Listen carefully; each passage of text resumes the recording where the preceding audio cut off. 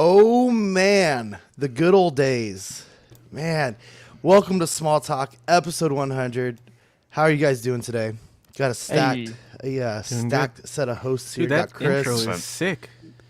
Chris, Badfish, Casual, Dean the Dream, Going on, Pete, guys? Money Mendez, and of course, the OG himself, Dylan. Man, Dylan, I miss you so much. Wow, How is it Dylan. going? I miss the mustache. Great. I missed all of you more than you can even imagine.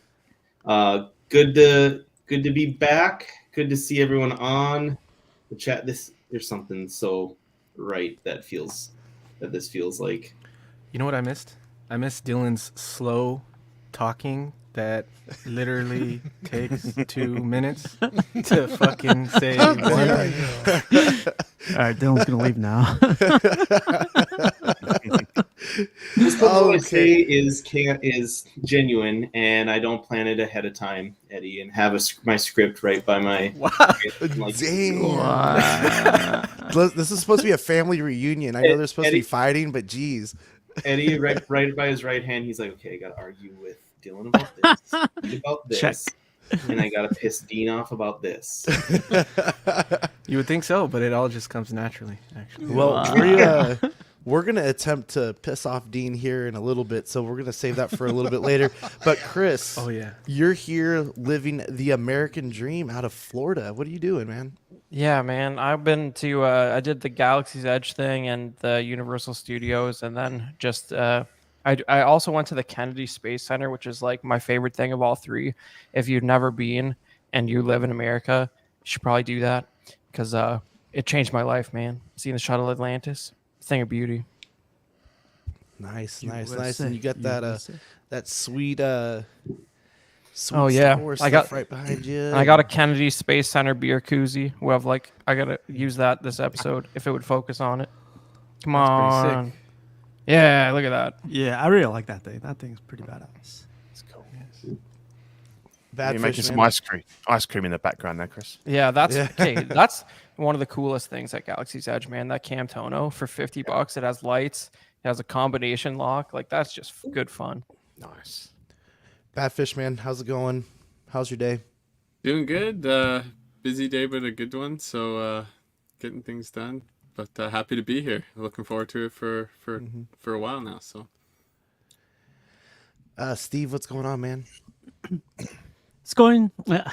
Congratulations, by the way, episode 100. Thank I you, know thank you. a lot of people just see 100. They're like, It's they're not. Who said that? All right, Eddie's checking I all the boxes pitched. tonight. Steve, check. No, but thanks for the invite too. Yeah, man. Hey, so question for you. I saw on your Facebook selling some stuff, going to smaller stuff. What's going on? Oh yeah. So like, I am getting a bunch. Well, I'm getting this N1 Starfighter statue, Oh, shit. and I don't think the Hot Toys are going to pair up well with that one. So I was going to ask you guys tonight. Well, if there's time, like, what would pair up with that The one? Iron Studios one? No, the NYC one. It's a custom. Shit. Yeah, I didn't know they were doing a Starfighter. Nice. They got the N1 Starfighter coming out. So Sick. oh, that's cool. I haven't seen that yet. awesome. you Dean's guys dream, pictures. man. How's it going? It's been a while. Yeah, dude, it's going. I'm excited, dude. Episode 100, we got some exciting and somewhat controversial takes to get to. Uh-huh. I never thought I'd be here, but here we are. It only took 100 episodes. Pete, man, congratulations first off. 100 last Thursday. Yeah. Thank you very much. Really good yeah, turnout. Yeah, it was a great show. Yeah, and I couldn't miss being here tonight to help celebrate with you guys for your 100th. So congratulations. Yeah, it's brilliant. Congrats to you, Pete. Thank you. Eddie, man, what's been going on in California? Everything. Yeah. Actually, no, nothing. Not anything crazy. But I wanted to say congrats on 100. And holy shit, you got a sweet new logo and a sick intro. And it only took me and Dylan leaving the show for it to get better. So was gonna say we had to have some people here who were here for more than 10 episodes on the show. So Oh shit! You hate to see it. You know what though? Y'all left it in good hands. You know, I kind of halfway joke about Chris and Badfish kind of being, you know, all their interaction through the chat over the years, right? That kind of initiated them into the Small Talk family and stuff. Well, I mean, it is incredibly funny that me and him were the top two on the trivia points. And now we're on here. That's pretty good. yeah, that that was the Willy Wonka prize right there. Plus, you finally got some guys that know what they're talking about. They actually sound educated. And Damn, burn. Check. Sean, check. Dylan knows everything about any articulated jaw there is out there, right? Exactly. That's what Dylan specializes in. Including Eddie's articulated jaw. Oh, dang, you made a trip? I don't know what he's talking You about. taught him everything he knows. He taught him everything he knows. All right, really quick, let's go and check in with the chat. Got Toy Mafia, Paul Schreiber, CM Chunk, Yomo, Equan, Nerf, Pete, all the way from across the pond. Just another Friday nights, guys. Y'all been killing it. Thanks for being here for us. I still can't say this right. Airlies, SpongeBob. Let's see. We got Badfish. We got Everyday Collector, Gotham Cinnabites, and Freezy. How's it going, guys? Thank you for supporting us here. Let's go right into what we got new this week. So, actually, I lied. Dean the Dream, really quick. I wanted to shout out all the Patreonies and the members right at the beginning for a big thank you. Can you please help me out with that? Yeah, thank you guys. You know, it's because you guys, support us that we are able to do the show every week, every other week. You know, some of these guys.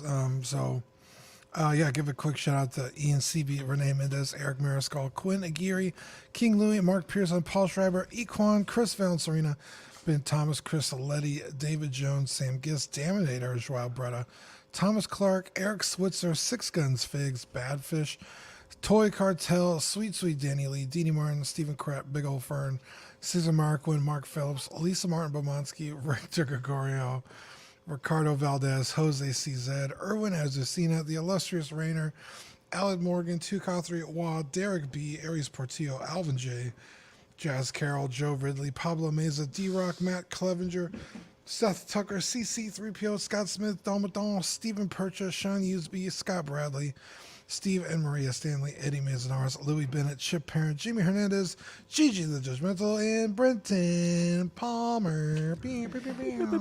Thank you guys so much. And we also got our YouTube members. Odini. Oh, you want me to do those too? Please. Wow. Just Yeah, we fucking got, using this guy. That's right. Yeah.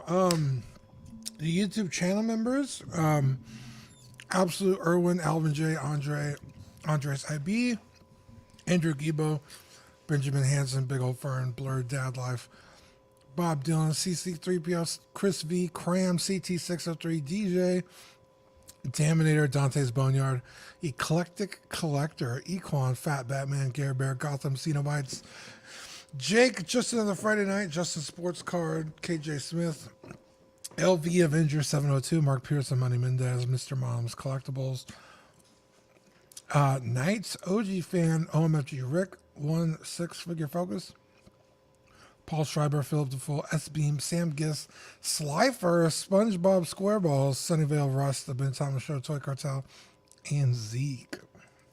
Guys, thank y'all so much. We would not be at 100 without you guys. So we really appreciate all the support y'all have given us over the years. Thank you so much. We do want to shout out our giveaway here for the Boba Fett and the Spider-Man. Subscribe to the Collecting Weekly YouTube page, and then follow us on our new Small Talk CW on Instagram, and then comment on the giveaway. And you have plenty of time. We're going to do this at the end of the show. We're going to do 2 spins. Whatever it lands on will be the winners. So I had posted something really quick on on some of the chats and on Ox and stuff about choose what I drink for the show, and I have a winner. So I will be drinking the Dogfish Head Pumpkin Ale, 7% ABV. I had this over the weekend. It's so good. I've heard Are you pumpkin guys ales drinking are anything pretty crazy? good. No. Anybody having a beer? Creatine and BC. Just Stella. Creatine, dang. bro. bro. Yeah. Just water. Yeah. Just water. All right, guys. Water from a Budweiser glass. So. Does that count? Well, Water. This is, it it's equals Vader. out. You're so equals out. classy, dude. I love it. I'm just drinking water. Dean's not drinking Kool-Aid? I'm drinking tea. I Sweet could have tea. swore you started drinking that Kool-Aid, that HasLab Kool-Aid. How dare you? Oh, shit. I think you got everybody, Eddie. I'm getting there. You still need Pete and Chris. Is that it? I can't Or attack Pete. Badfish? I love wouldn't- Olfat too much. yeah. I can't do it. Yeah, The Pete Unless I Sanchez throw an old is man cigars here. in Yeah. there. I've got immunity. Ooh, dang. They say never mess with your elders, so I can't. There you go. You got him. Check. That was a compliment too, though. Yeah. All right, guys, we're gonna jump straight into what we got new this week. So I've been getting back into Yu-Gi-Oh, and I've made the poor mistake of buying cards online, and I'm rebuilding my Blackwing deck. I used to play Blackwings way back in the day, and I decided to rebuild it. And these are just some of the newer cards that I've added into the deck, and I've had a lot of fun doing it. I've actually been playing a game on Steam called Master Duels. You can download it also on like Google Play and stuff like that. But I've really been enjoying kind of getting back into it, having the fun, and adding these cards back, or not back because they're new, but adding them into the collection. But other than that, I mean, I really have not gotten anything figure-wise for a couple of weeks now. And then, Eddie, what do we got, man? Yeah, I started. I've always wanted the NECA Predators. I've had one or two in the past, but I've just been like on an Alien and Predator 1 and Predator 2 like rabbit hole. So I Yeah, started you picking are. some of those up. Wow. So I Didn't started you hate picking. Alien? Okay, I talked about this on CW, so obviously you don't watch the show at all, so cuck. But anyway, so I rewatched the first Alien, and yes, when it was movie of the week, I shitted on it and I said it was goofy. And after rewatching it, like I found more love for it. I had the same. Hallelujah. Yeah, Okay. it's a really fucking good movie, and I had the do same watch reaction. I go do ahead, watch Noah. the show, but you doubled down on this, like not very long, not very many shows again. You doubled down hating on Aliens. So like this was very recent, huh? Yeah, this was like I want to say it was like 2 or 3 2 shows weeks ago, yeah. So yeah, I had the same reaction with Predator 2. The first time I watched it, I was like, this is kind of goofy. Like, it's not really for me. Like, it's dated. And, like, I don't know. The more I watched it, the more I fell in love with it. So sometimes I just need to give things a couple chances before I, like, judge it too harshly. But anyway, yeah. So I love Alien 1. I love Alien 2 even more. And Predator 1 and 2, like, they're really great movies. So I started picking up the NECA figures because, like, the Hot Toys are older, they're not the best, and they're kind of expensive. So I thought NECA would be sick, and I've been having a lot of fun. And to be fair, I watch a lot of Dean Knight on YouTube because, like, I love his reviews. And he kind of went down an Alien and Predator rabbit hole, like, a while ago. And so that kind of, like, got me hyped for him, too. So, but anyway, this week I finally got the Ultimate City Hunter from Predator 2, which is on the left. And then I got the Shaman Predator, which is on the right. He's one of the Lost Tribe members from the end of Nice. Predator 2. So I'm really fucking, like, proud of that picture on the left. I feel like it's sick as fuck. Yeah. I was So- gonna say, is that your picture? Yeah. So I was like, Nice. damn, that thing came out pretty dope. So yeah, I've been having fun with those. I got like 4 or 5 Predators now, and I still only have the big chap from Alien, but I'm gonna get some Alien Warriors from Aliens 2, and yeah, it's been really fun getting those. I knew Beautiful. I liked the Eddie. Thanks, Dylan. Appreciate it. And then you got some Animaniacs.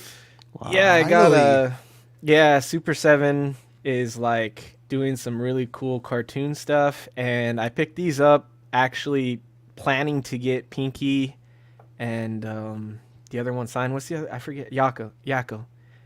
Meant to get them signed when I was up north at Toy Expo in San Jose or Santa Clara, but it was like $50 to get each of like individually signed, so it would have been $100, and I was like, I don't want to get them, like I don't want to spend that much on it, so I picked those up for that. And then the third one is SpongeBob, so they're like hitting my nostalgia like really hard. Like they're doing SpongeBob, they're doing Animaniacs, they're doing like Disney stuff, and I was still part of the show when these were coming out, so I remember we talked about them a lot, so I'm finally excited. But now I'm kind of picking them up as they go on sale. Like SpongeBob was on daily deals on Sideshow a little while ago, so I used points to get him. Oh, nice. So the sale wasn't like that much cheaper than it is and on any other site, but with the points I ended up only paying like $8 in shipping. So I got SpongeBob for $8, and the other two I got on I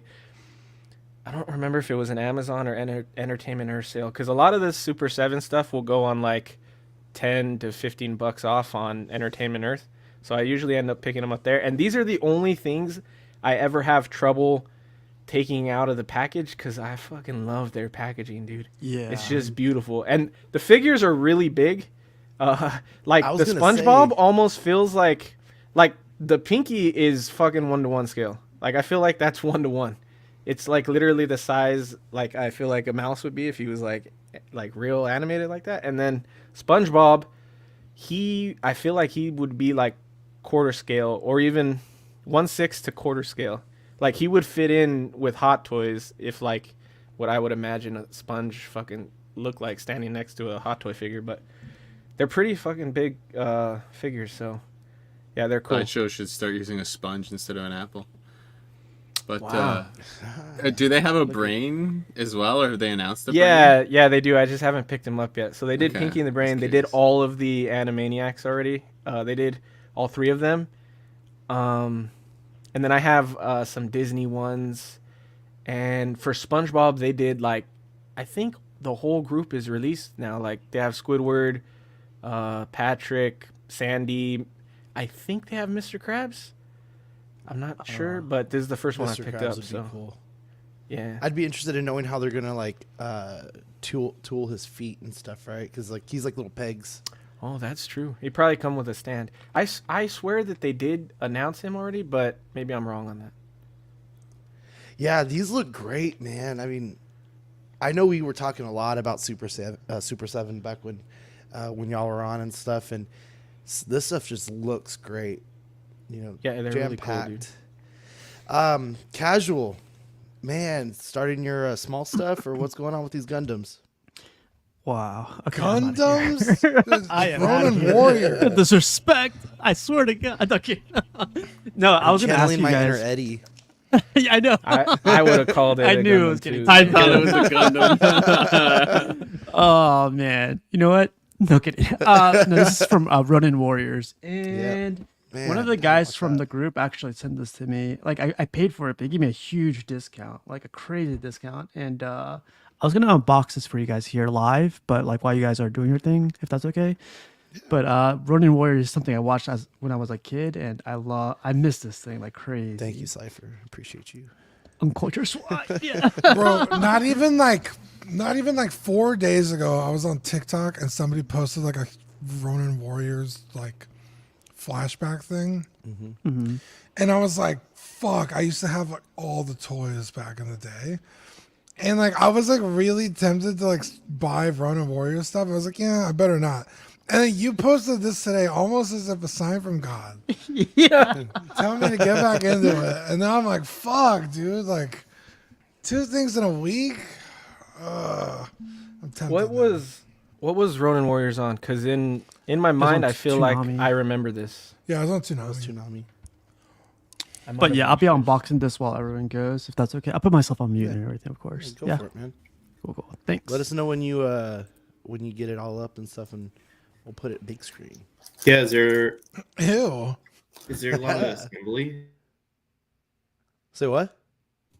I'm not too sure. It looks like he has a ton of armor, and the cool thing about the armor is that you could I don't know if you can make it be big screen or whatever, but like you could take the armor off of him and set it like as he were to put it in his that's armor cool. set or something. So that's the way I want it, and that's him right there. Oh, okay. Yeah. Or you could put the armor on him, which I thought was amazing. So I've never had one of these, so it'd be interesting to see how it is. But I'll let you guys know in a little bit. Very cool. All right, Chris. Tell us. Yeah, man. Tell us your journey. Well, I've just been getting crazy at Galaxy's Edge buying nonsense. So I did the Saber build, and the Saber build's a weird experience, man, at Galaxy's Edge, man, because I feel like a lot of what you're paying for is the theatrics of like Disney cast members, because the Sabers are really interesting. Like, they look plastic and cheap, but they're actually made of metal, and they just paint job them in a way that makes them look like plastic. It's crazy. They should do something differently there, because when you look at the replica ones, the metal parts are obviously metal, whereas like you wouldn't know that Galaxy's Edge Saber from Savvy's workshop is mostly metal because of the way they paint it. So I'm a little iffy on that, but it was sort of a fun experience, and they clearly sort of allocate their best actors to the key experiences at Galaxy's Edge. You don't have a lot of the random guys who like the teenager from The Simpsons operating the good experiences at Galaxy's Edge. So that was fun. And then I got the burnt Cal Kestis saber. They were selling a version of this that wasn't sort of damaged on the end at Disney Springs, but I wanted the damaged end one, so you had to buy that in the park. And then That thing's awesome. That's yeah, man. Oh, I love it. It looks great. Listen, like I am that guy who hates most of Disney canon stuff, but like those two games, you can just palpably feel how far away from it the Lucasfilm Story Group was when it was made. Like, they have real stories, those two games. It's crazy. But anyways, I tried to get close to an R5D4 at the Droid Builders, and I'm gonna do some repainting work on that and get them up to snuff, actually looking like R5. But that's as close as you can get with what's available at the experience. And then this I got the R2 as well, but if you go back one slide, there's a few other random things there. The Camtono, hilarious for $50. Oh, before we as well, here's the Camtono.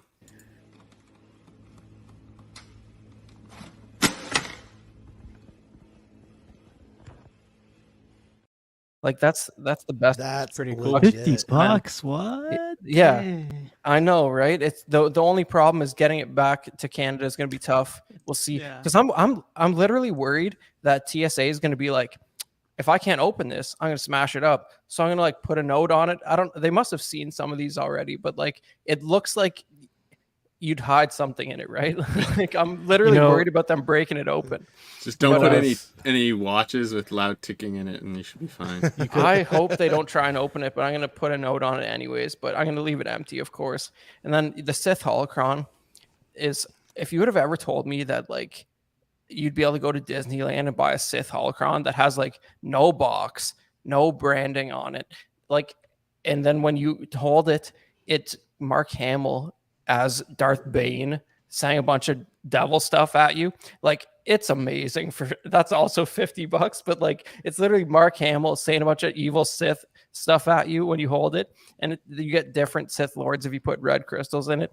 It's hilarious. It's amazing that it's like, if I'm trying to imagine being like Joe, Star Wars fan who only knows the movies, and you go in there and it's like, what the heck is that triangle thing that looks like a Christmas ornament? And it's like a whole wall in Dog Ondor's.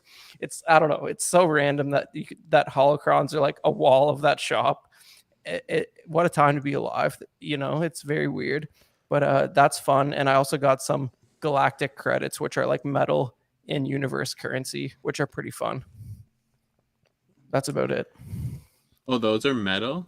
Yeah, they have That's like cool. 5 different ones. It's crazy. They have like New Republic, the weird Mon Calamari dollars from Mandalorian.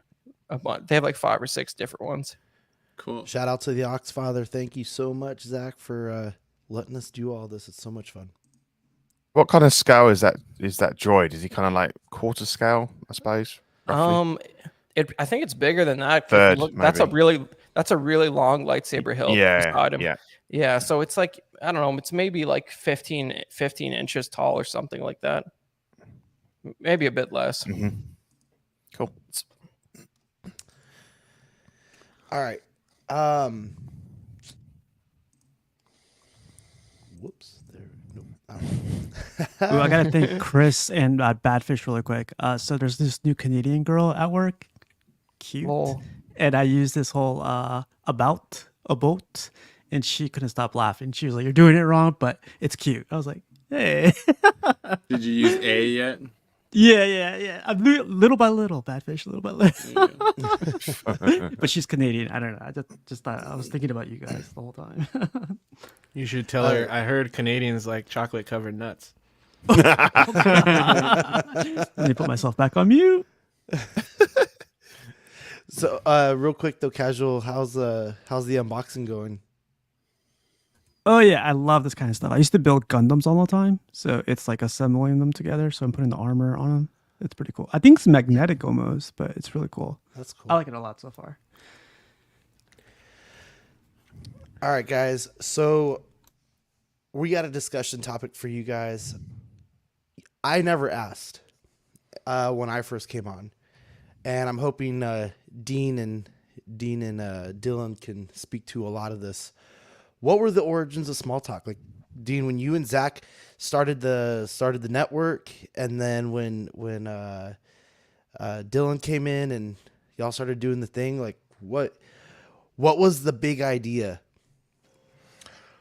I don't even know if I had anything to do with Small Talk originally. Dylan, you'll have to remind me, but I don't think I was really involved in that at all. Yeah. Can you guys hear me fine? Yeah, we hear you. Okay, because my headphones are plugged into my computer, so I can't hear like the feedback with my mic or anything right now. So it actually started with what we called the Mezco Minute. I would take a audio recording and send it into Zach, and it would be a part of the Tuesday show. And this was very early, obviously, in the weekly, the Collecting Weekly show, and you guys would just play it over that.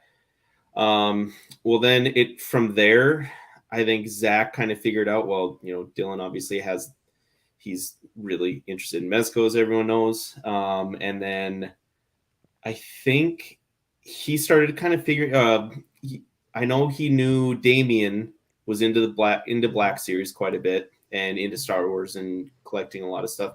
Legos, I think, was supposed to be part of it, but just none of us at the time collected Legos really consistently to have a show about them. And Zach can correct me on any of this if I'm wrong, but then Zach approached Damien and I and asked if we would be interested in talking about just smaller stuff that's not 1/6 scale related, even though at that point Collecting Weekly was a 1/6 scale action figure show network. And we said, absolutely, I think that's a great idea. I don't think there's enough of them out there, outside of obviously the big ones like Foosh and everything like that at that time. Anyways, I think things have really grown now because, like I always said, everyone comes back around to small stuff. But anyways, that's kind of where I think it started. And then it started with Damien and I collecting, or just starting off with bare bone stuff. Like I said,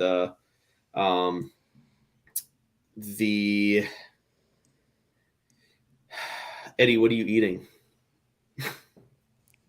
Out of nowhere, like I was King eating Banana spaghetti. needs to know.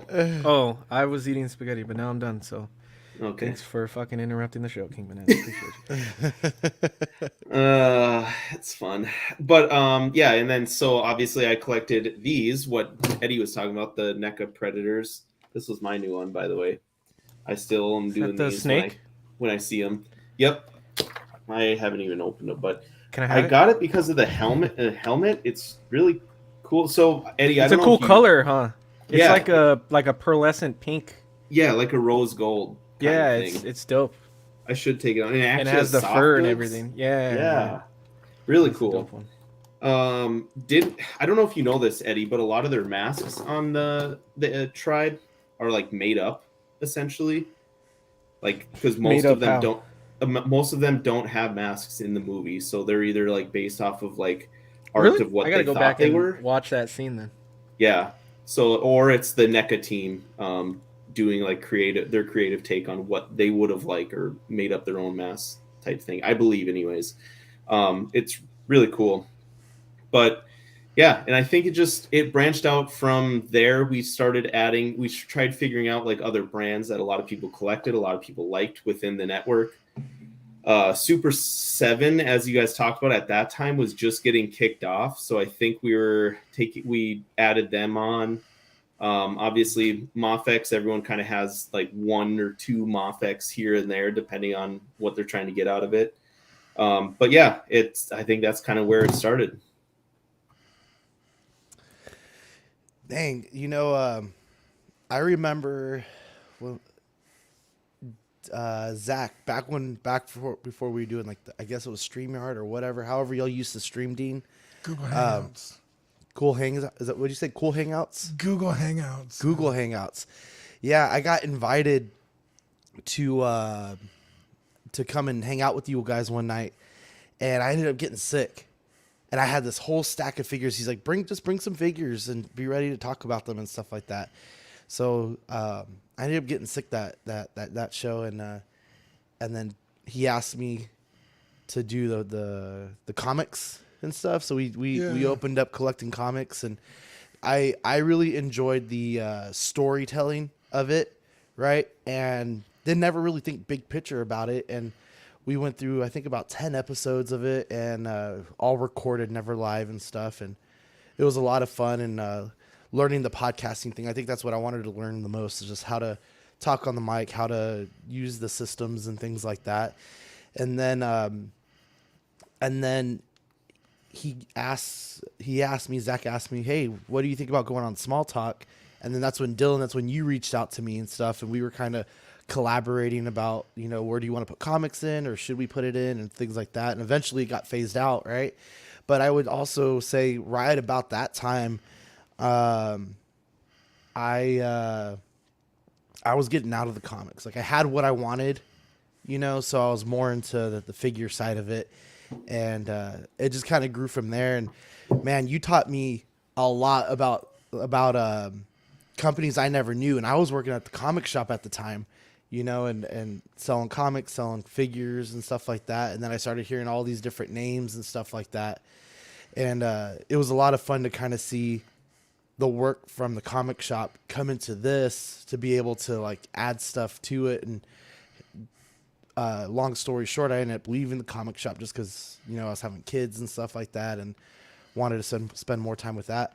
But Eddie, tell us about how you came across Collecting Weekly, how you came across Small Talk and getting on the shows and that kind of stuff.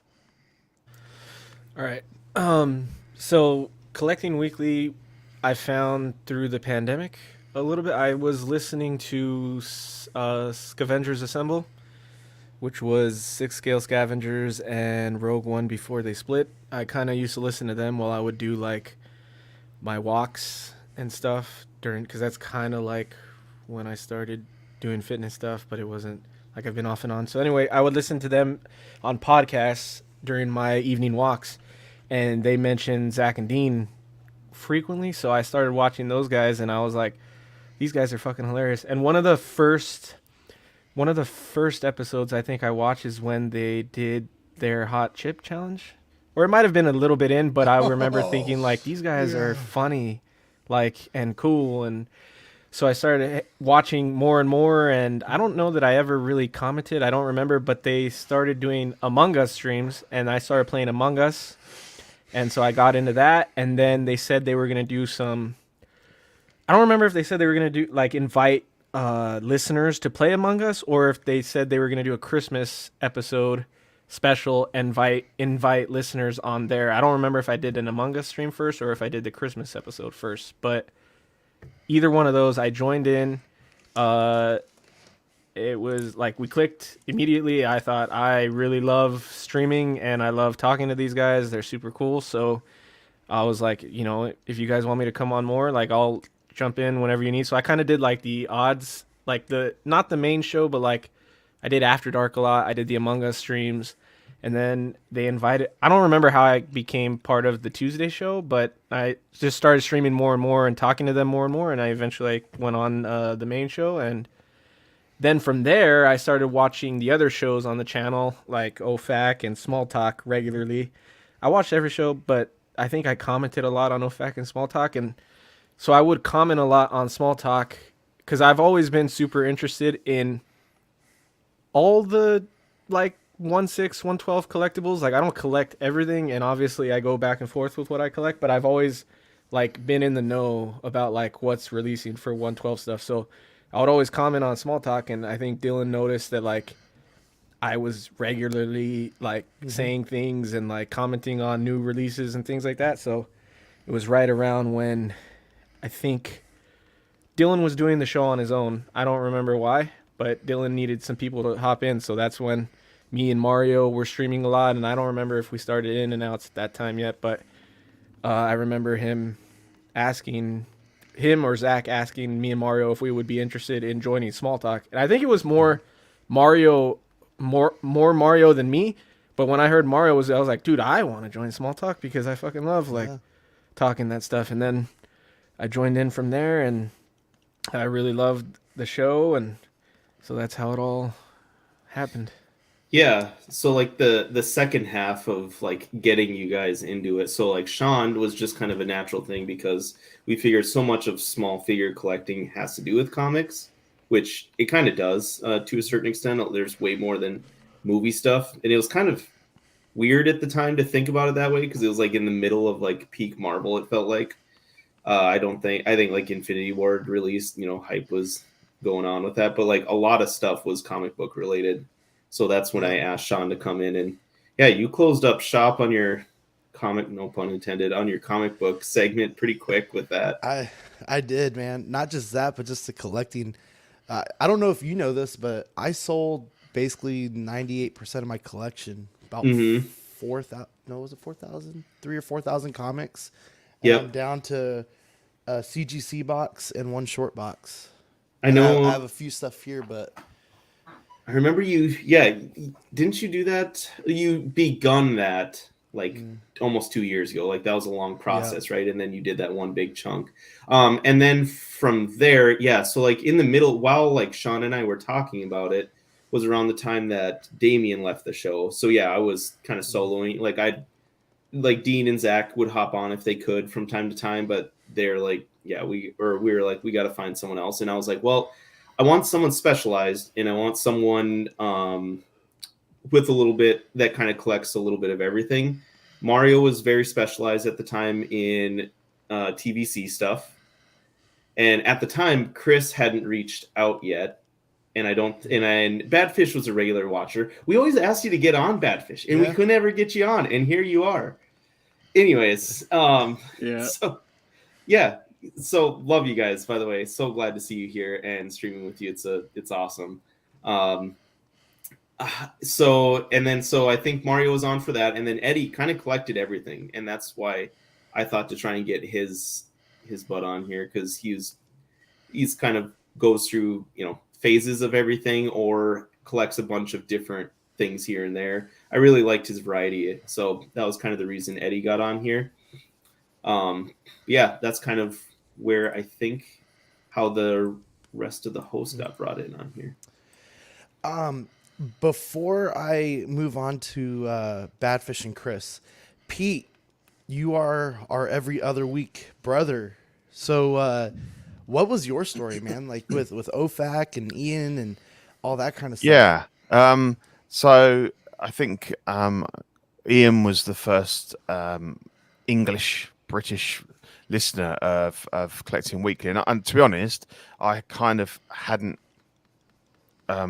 discovered the guys yet. So Ian and I have been sort of friends on Facebook for years, chat mostly about indie builds and stuff like that. So because I've got a big 1/6 indie collection, so we used to talk about customs and getting bits and stuff like that. So I was chatting to him and he was talking to me about collecting weekly, and he said that he was going to go on one of the shows because the guys had reached out to him and everything. And I was kind of like, do you know what? I'm going to jump on the back of that. So I was kind of like, yeah, can I join as well?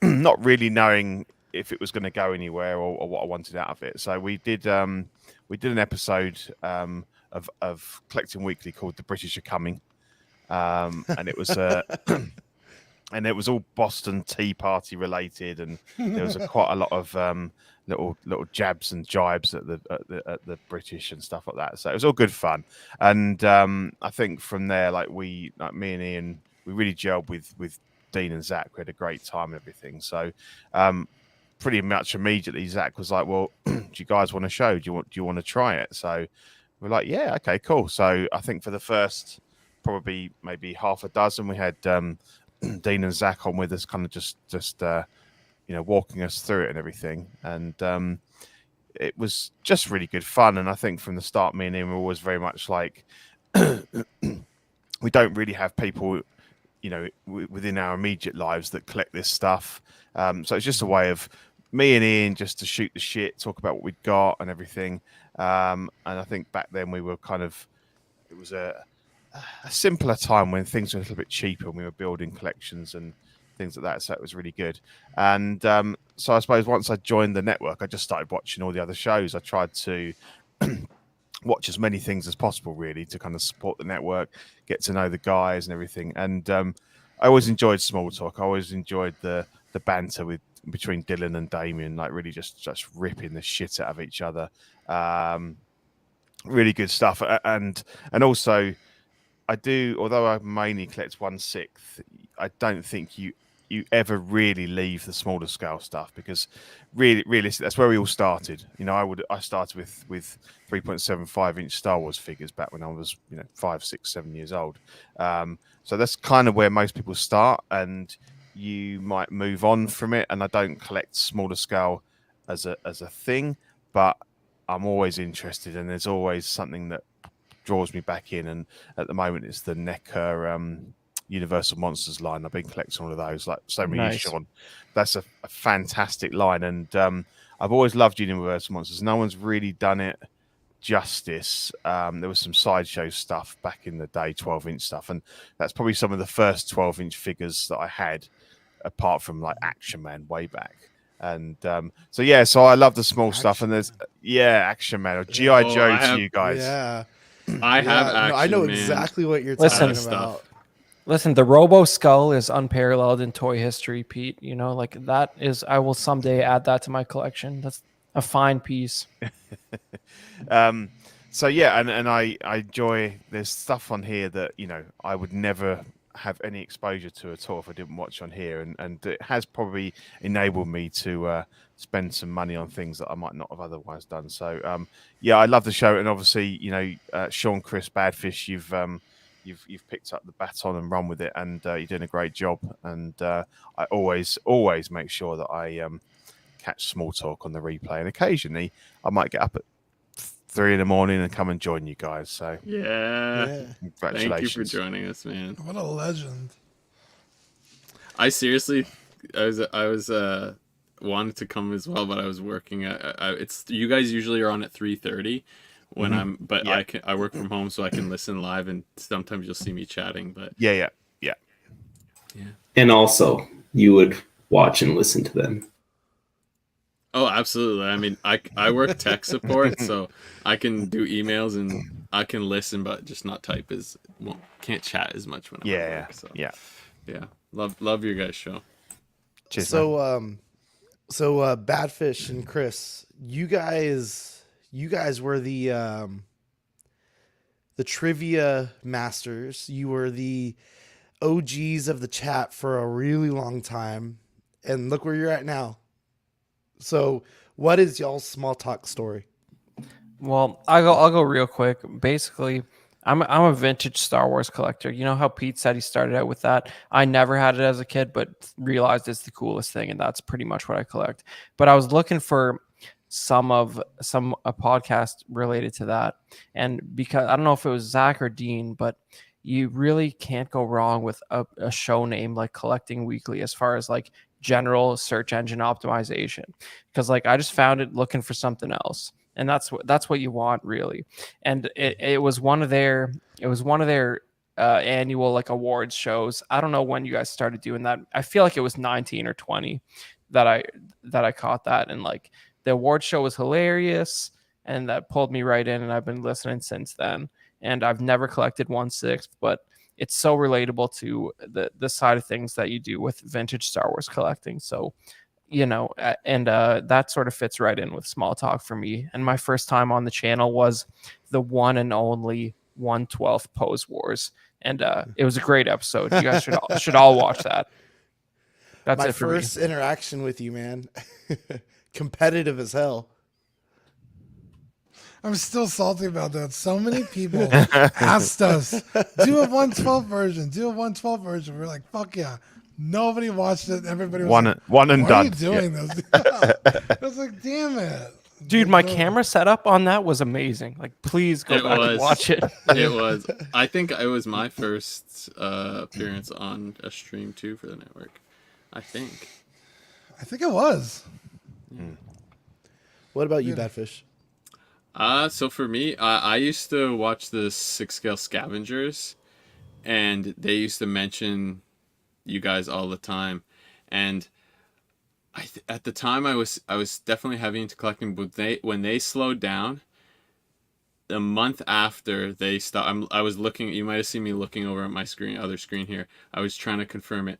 Episode 173. There was Toys Wonderland drama when the official website was shut down by a USA-based collectible company, and I watched some other stream about it. And I was like, I need more information on this event, and then I think I just looked up Toys Wonderland or Summers, and I found you guys, and then I started watching everything on the network from then on, because I collected 6-scale and Black Series and everything at that point. So yeah, but and then Small Talk, just I love a lot of the small scale stuff, and it's like the perfect time as well for me. It's at 9:30 my time, so I'm generally done everything I need to do for the day, so I can really get into the chat, and so that's why I like being really active on the chat here. So, but yeah, I think that's the origins, yeah. And then scavengers are back now, though. It's nice to see.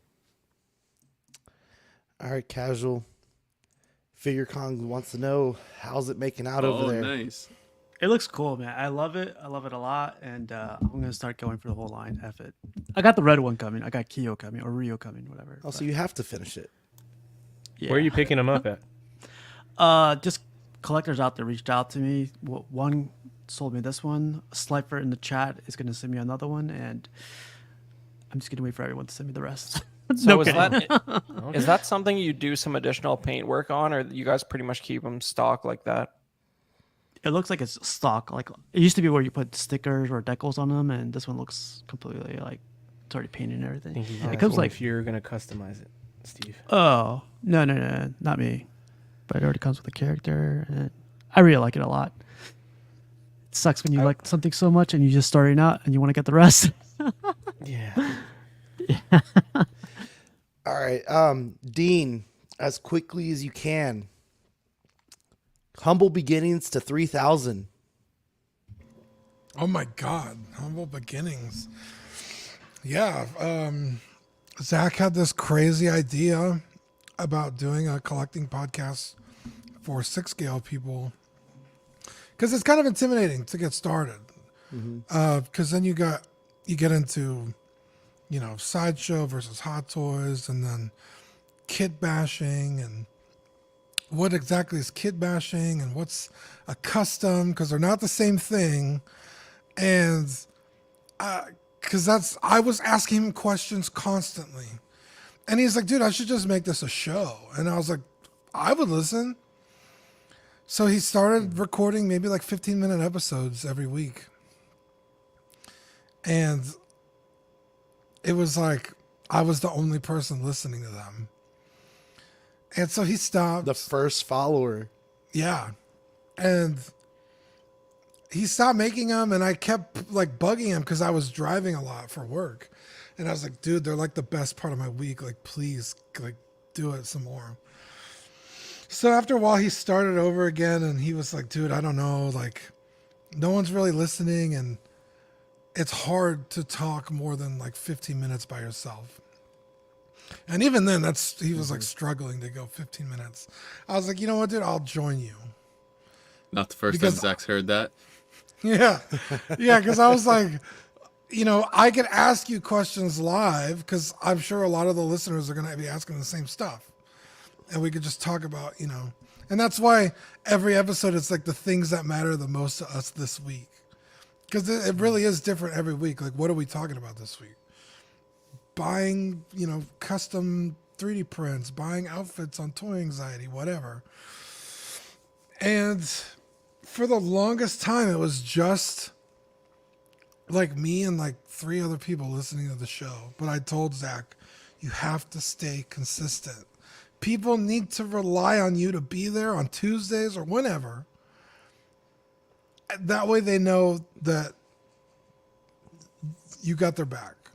It's been a tough week at work. I'm fucking tired. I want to laugh. Zach and Dean, they're going to be on the internet. Mm-hmm. And so that's what we did for the longest time. And it was like, I want to say like well past 100 episodes before people started like tuning in regularly. Like, it wasn't just me watching the YouTube video while we were live so I could keep up with comments, because it was very different back then. And yeah, and then it just grew and grew and grew, and you know, people like Ian and Pete joined the show, and then, you know, we had Jesse. Jesse was a huge part of the show for a long time. Seth. Jesse? Yeah, and then, you know, Mario and Eddie and all these guys joining us.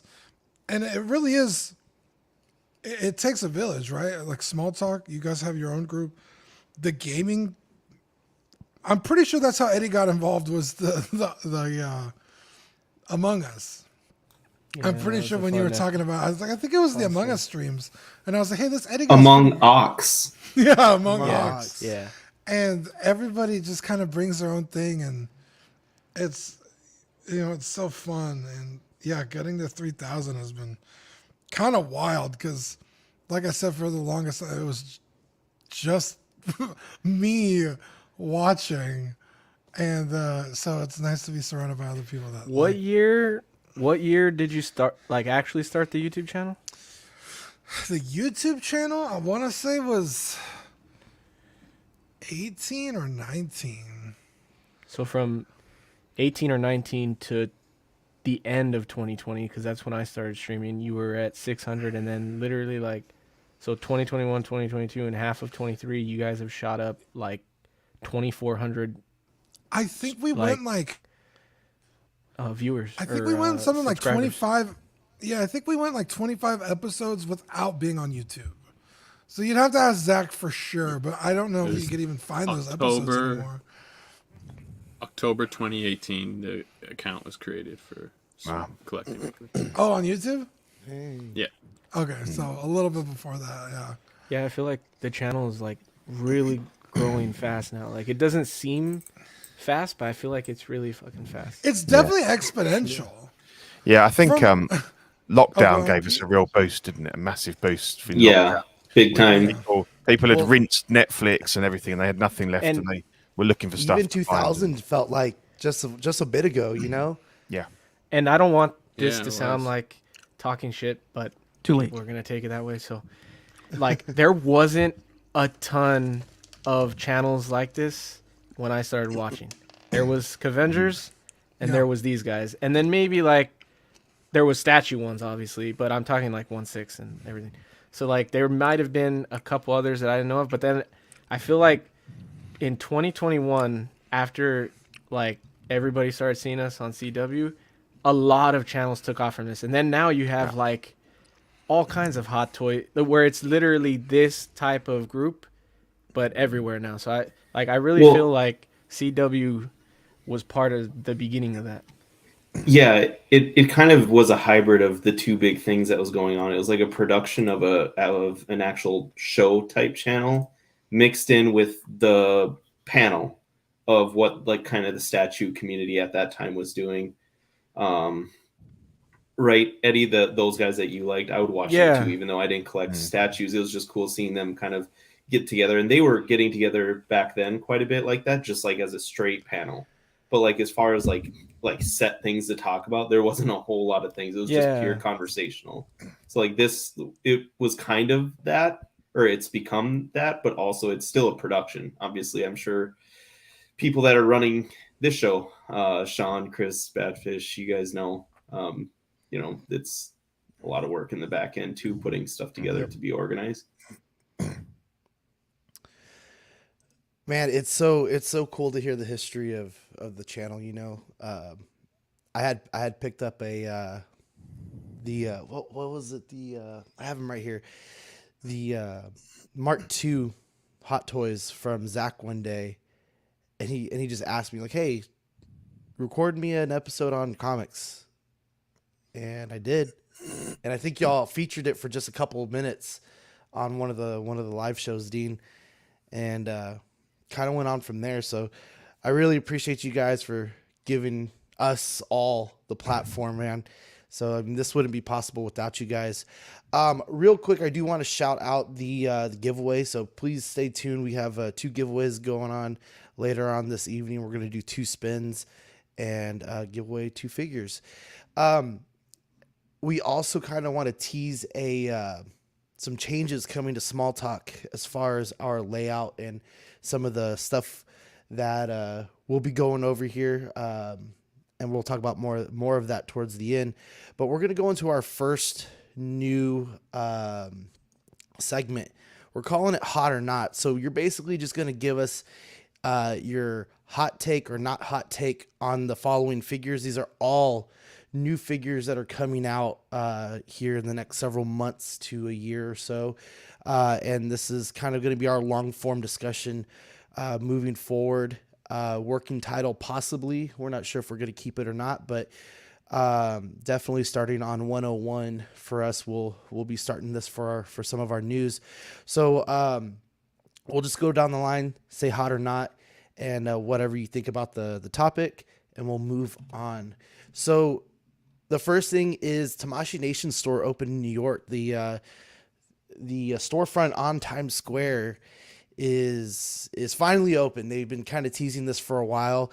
They say it's similar to the Tokyo and the Shanghai outlets, and it's jam-packed full of Tamashii Nation collectibles, including exclusives that have not hit the shelf yet. Guys, I'm in the middle on this. I'm gonna go hot, like on big New York weekends and things like that, holidays where everyone's hitting Times Square. It's gonna be jam-packed, but what do you guys think about this? I'm gonna go hot. Chris, what do you think? All right, so I need to look into this more because this is it's cool to see this, but what the thing with Bandai Namco is that like they make some stuff that much like in art, for example, they have some licenses that they're only allowed to sell overseas versus the US. So it's like, does this represent a big change in sort of their regional licensing, or is this just a place you can see stuff you could have already ordered in the US on display in a physical location?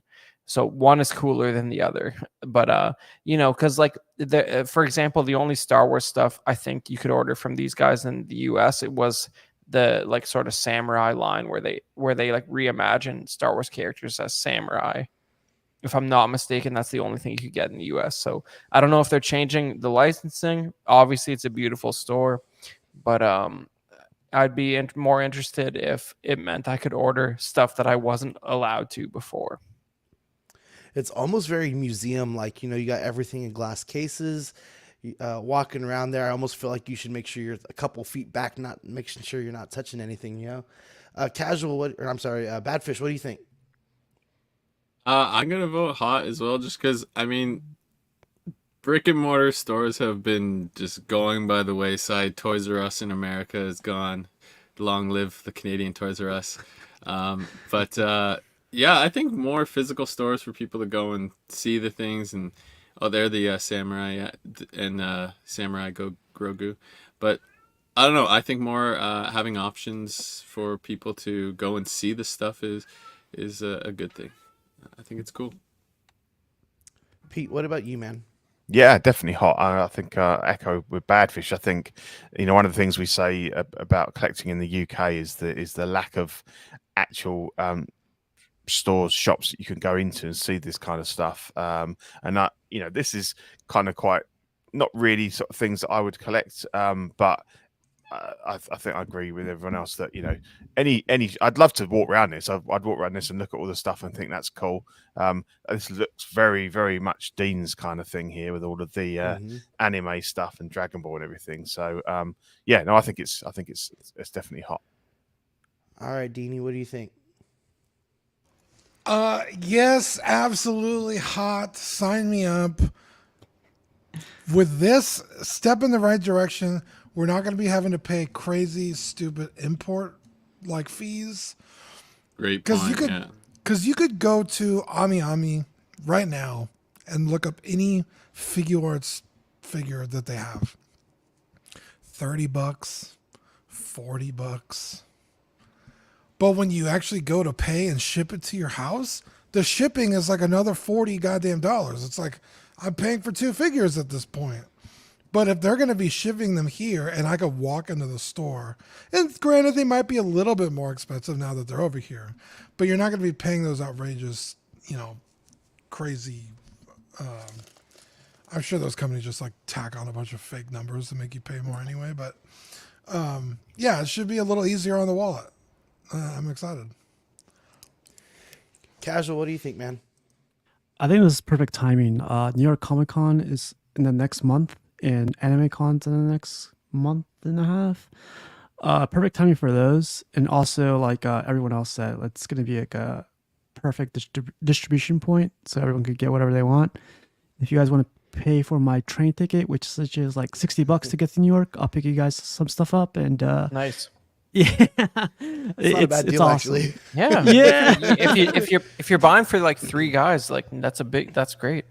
Yeah. Oh man, I'll do it in a heartbeat, man. I love New York, and yeah. Did it say what part of New York? Was it gonna be Times Square, Manhattan, Times or Square. Yeah. Yeah, it's on Times Times Square? Square. I'm not going there. Never mind. I hate Times Square. Well, it's not gonna. It won't He's like, last it's long in $70 Times now. Square. It's not Yeah. gonna last long in Times Square. Yeah, that's a shame. That's the only thing I was thinking. I'm like, that's a prime location. That I would say though, if I walked through here, like there's that shot with all the Spider-Man, I would probably leave with the Spider-Man. If I was there, like those are those sorts of things where if you see it, you're like, okay, maybe I will grab it. I will be there October, so if you guys want anything from here, just let me know. What do you think, Eddie? Oh, it's hot for sure. It's cool that they're opening up a shop, and I'm sure it'll be successful out there. And the only thing is, like, everything is always in New York, and like I'm so far away from New York, literally the other side of the United States. So like I'm hoping LA starts getting stuff like New York. Like we have some good shops out here, and I know like New York is just like that's New York, that's the big city. Everything's always in New York, but I'm hoping that it does so well that they start looking for other locations, because I feel like LA would be pretty up there. Even Texas should, like, they could open up something in Dallas or Austin, or I feel like those cities are definitely growing and stuff. So, or San Francisco, NorCal would be cool too. At least it's closer. But I'm hoping that it does well enough to where they start opening up other locations. All right, Dylan, what's your take? I kind of want to revisit what Chris said a little bit, is the whole distribution. Like, what are we actually going to get there? Are we going to get things that we want to have that we want to get cheaper within their distribution? Obviously, Bandai's had a lot of US distribution issues. We thought Bluefin was going to solve it when they acquired them. And then we'd been hearing like Bandai Namco, like the merger when that happened, like back in 21, that things like this were going to happen. And like P Bandai, the US store, was just kind of a joke because there's like barely any exclusives on there that was worth a shit. So yeah, it just kind of, I want to see what they have there. If it's like actually good stuff, or if it's stuff that you'll see in like your local Barnes and Noble, I guess. I guess a quick question for you guys: will they mark up stuff here? As far as That's kind of what I'm wondering, is what it's going to be priced at, and like the things they're going to get. I'm kind of interested. So you'll have to let us know. It's a good point, because I mean, even P Bandai, that gets pretty pricey, having it shipped over and stuff. And now, if we're gonna have a store here, like, how's that gonna change things? Are we gonna get things a little bit cheaper? I mean, or are they paying the same export prices, things like that? Well, that King Ghidorah said 280 on it. I don't know if that's maybe. I don't know if any of you guys collect that stuff. Maybe you could find out if that's about right or not. Okay, yeah, there are. I was gonna say some stuff you can see the pricing. As Dean said, though, at least they're gonna get the deal of bringing a whole shipment of them over. You don't have to pay for that big fee, hopefully. The only other thing we have for Hot or Not this time around is the SH Figuarts Street Fighters Ryu and Chun-Li. This is from Street Fighter 6. Pre-orders in Japan are open, and it's 8,800 yen, or about $60 our money, USD, due out February of next year. I don't know. I think these are pretty hot. I mean, I don't know. What do y'all think? Jeez. Yeah. Can you leave it Sean, that close? She needs a wall in front of her. Sean needs I was gonna say Sean needs to go to horny jail. Wow. There were 30 pictures to choose from, and these are the ones he chose. Yeah. Was Thank there you, Sean. 30? I didn't even look. He understood the I know. assignment. He understood the Thank you, Eddie. Now insult me so we can make it even. I got nothing. All right, Chris, hot or not? This is hot. I don't know who. What's that company that's doing the 1/6 Street Fighter stuff? Iconic Studios. They're probably too afraid to make a Chun-Li, right? So this is where you're gonna get your Chun-Li. No, she's coming. Yeah, she's on. Yeah, Yeah, they announced it already. They said, yeah. Oh my god, And that's also- gonna be worse than this. Yeah, It's gonna this is be real good. horny, yeah. Yeah, all right. I'm Yeah. saying hot. This is cool. Like, I mean, even they both look good. They're gonna pose amazing. I don't think that's physically possible what he's doing there, but I he's do it every day. the idea. This is good stuff. What do you I think, did that that fish? shit the other day. Fucking Dean does this all the time. Yeah. This is the Joe Rogan. That's how I take shits. That's how you did your backing. Yeah, lift my leg up. Wow. Jeez. These are sweet though. I mean, the not much you can do with a white gi, but the texturing and the coloring on this is really cool. It looks good, and her outfit again is just like the cool shine on Sean. it and stuff like that. And, yeah. So I think they're cool. Yeah, I think the articulation on these is absolutely perfect. If there's anything that you want to be able to get crazy poses, it's Street Fighter. Although it's funny, if you go back to Ryu, those feet remind me. We used to buy the 1/6 scale figure bodies, and they the sort of cheaper ones, and they used to have those weird feet with the articulated toes the in toes, them. But you don't tend to see them so much now. But yeah, that's what I got a whole bag of those in here. So yeah, they make Steve big. Steve's got it. I think Chun-Li's Well, making I got the Steve in-art big. one. I can't put his leg out like that. This Iconic. is iconic. Sorry. yeah. Iconic. There's the feet you like right there. Since you guys Yeah. are feet guys, I Oh, guess. fuck. The feet, hot or not. Dean, is this something you would pick up? I used to own the Figuarts Ryu and Ken from I don't know, Street Fighter 5, I guess it was. And they were pretty solid figures. But with Jada Toys making the ones they're making at probably a third of the price. They're what, $25? $30. You could take the gi off of Ryu. They have Chun-Li on the way.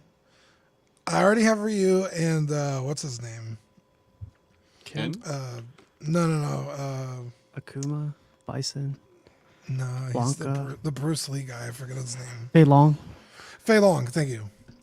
I don't know if these are hot.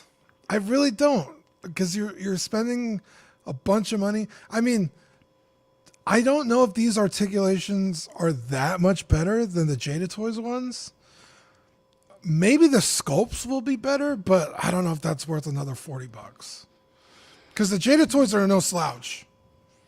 And the package they come in is cool. They look like little arcade machines. I was gonna say those are the arcade. Yeah, those. Yeah, are pretty cool. it's badass. That's really hard to compete with. So I can't say hot for these. I really can't. All right, got our first knot. Dean stole my talking point, so skip me, please. Casual. So compared to what you just showed us, what do you think? Yeah, so this is where I need you guys' help. Like, I'm going down the Street Fighter route too. I'm looking at Storm Collectibles, Jada Toys, SH Figure Arts, and all three companies make Street Fighter, right? But Storm Collectibles, the Ryu goes for like $180. The Kin goes for $140. The older ones go for higher prices. But as far as like which one aren't Storms just slightly bigger? That's the thing too. Like the scale wise, are they? Storm is like 7-inch scale. Yeah. And Jada Toys is like 6-inch, and then this is true 1/6, right? So Typically, yeah. these will be the smallest versions. So if you want a bigger version, go with Storm. If you want like just 6-inch scale, you go with Jada, and then if you want true 1/6, which is like pretty tiny 112 figures, you go with these. Or yeah, my bad, 112. You scared You me go for a with second. I was like, no, I don't want to go back to that. But like, honestly, out of all those companies, I've done a little bit of homework, but I wanted to ask you guys a bunch of questions like after the show or whatever. Mm-hmm. I'm going with Storm Collectibles. The Balrog that Storm Collectibles has right now, amazing. Yeah, they're This great looks- figures. This looks hot though. I would say it's hot. Like if I were to go down this route, I would love to have this Ryu with this gi and everything. Well, and they also got Mortal Kombat. Don't they have Tekken also? Mm-hmm. That'd be Yeah. cool to kind of like mash together too. Yeah. Quick question, Steve. Are there particular figures that you would cherry pick from one line and be like, this one's so good from this company, I'll mix it with all the others I get?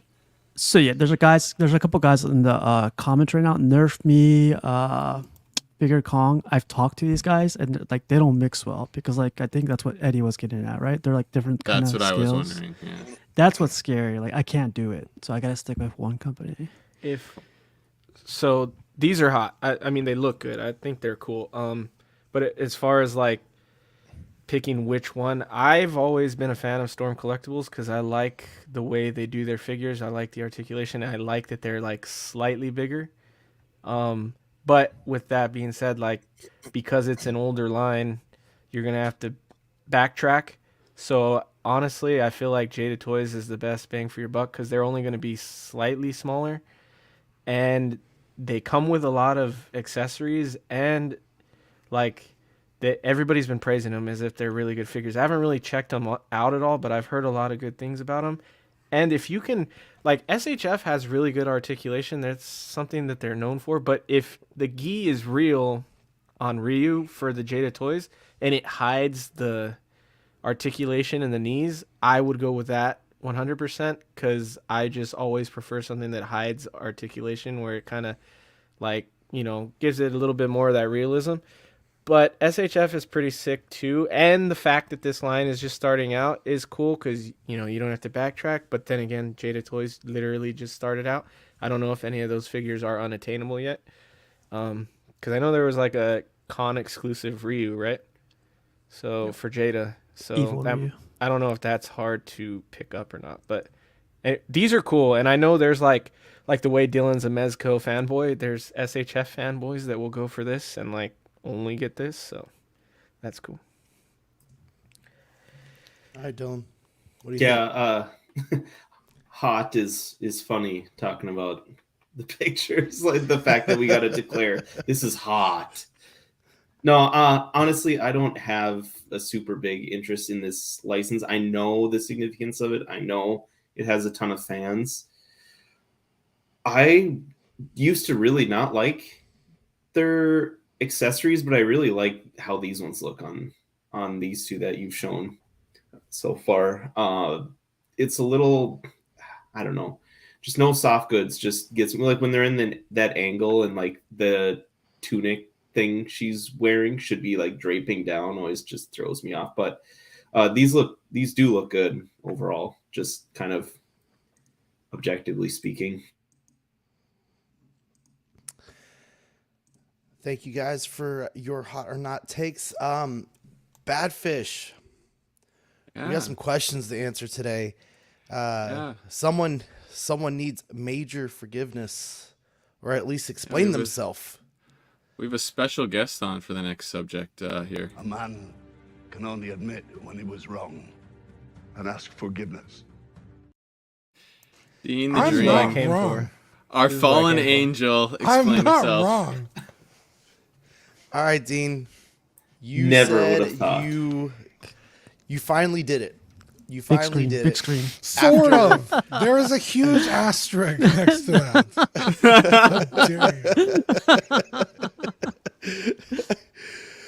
For those of you who don't know, Dean finally bit the biggest bullet, and he is getting his very first HasLab, specifically the Vintage Collection Ghost. This just finished up about a week ago at 21,768 backers, fully funded, all tiers. Everything's coming for you guys. Congrats to whoever ordered it. All right, Dean.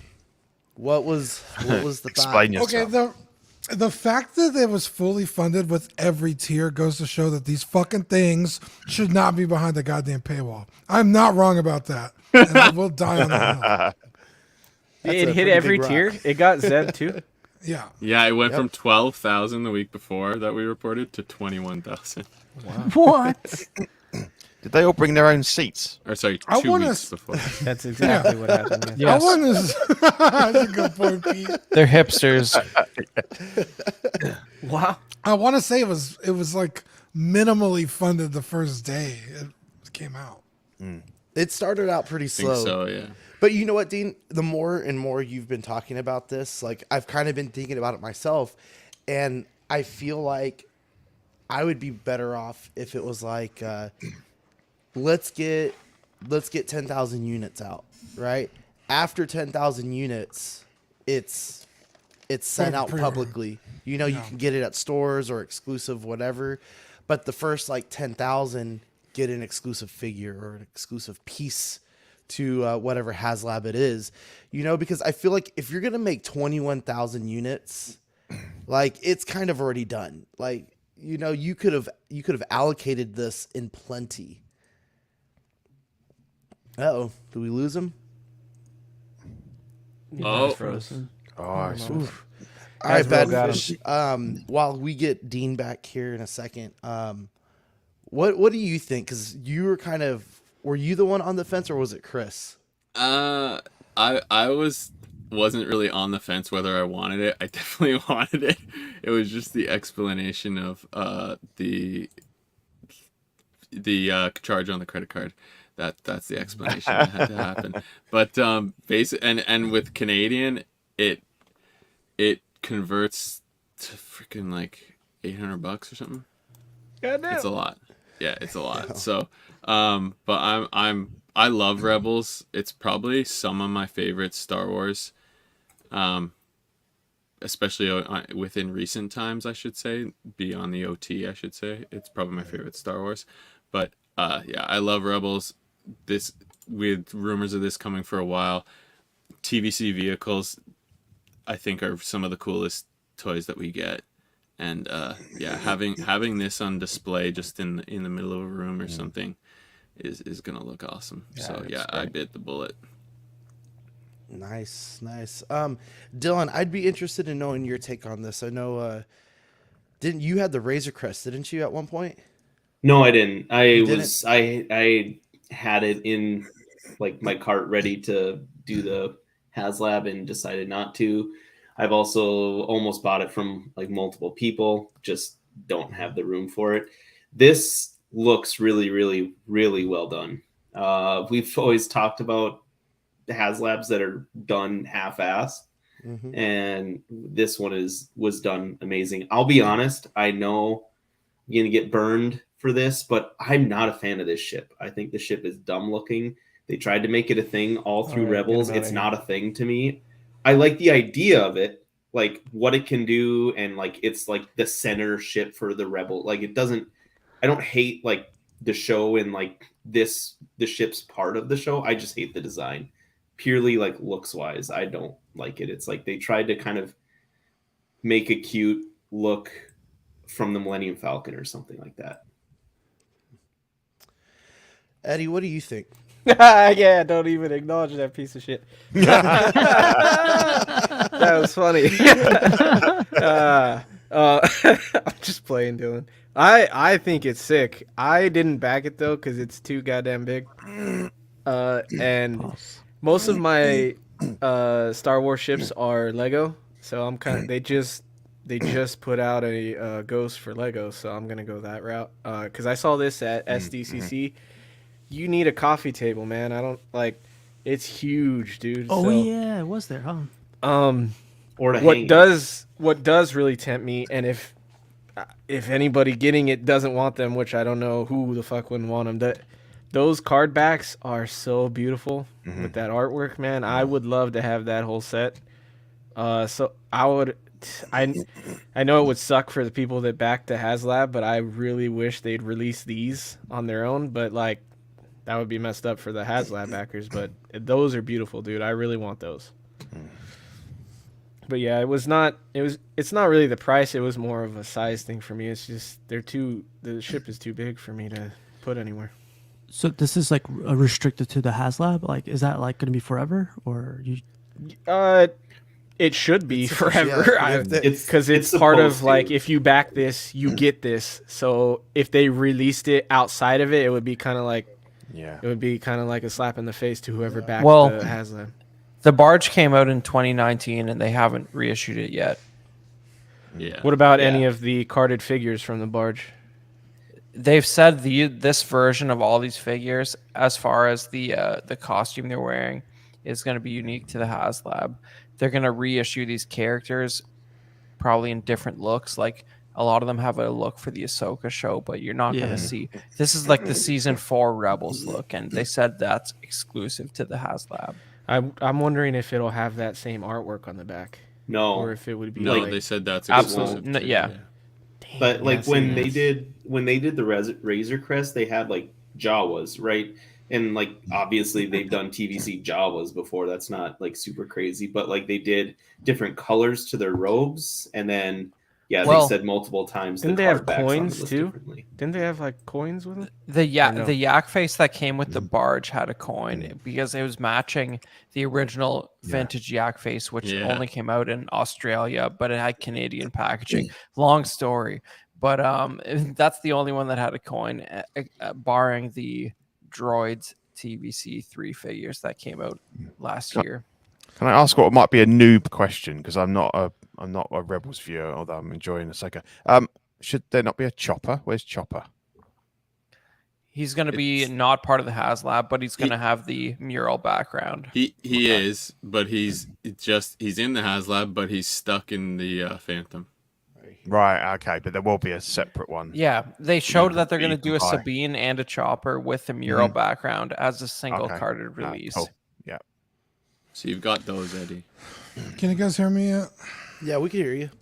Jesus, right at the most crucial moment. We made him glitch out. He's trying to explain himself. And okay, Yeah, dude, all jokes aside, you bought this, and I did. Where the hell are you gonna put it? Why and how as well? He's got a big room. Yeah. So why is the big thing?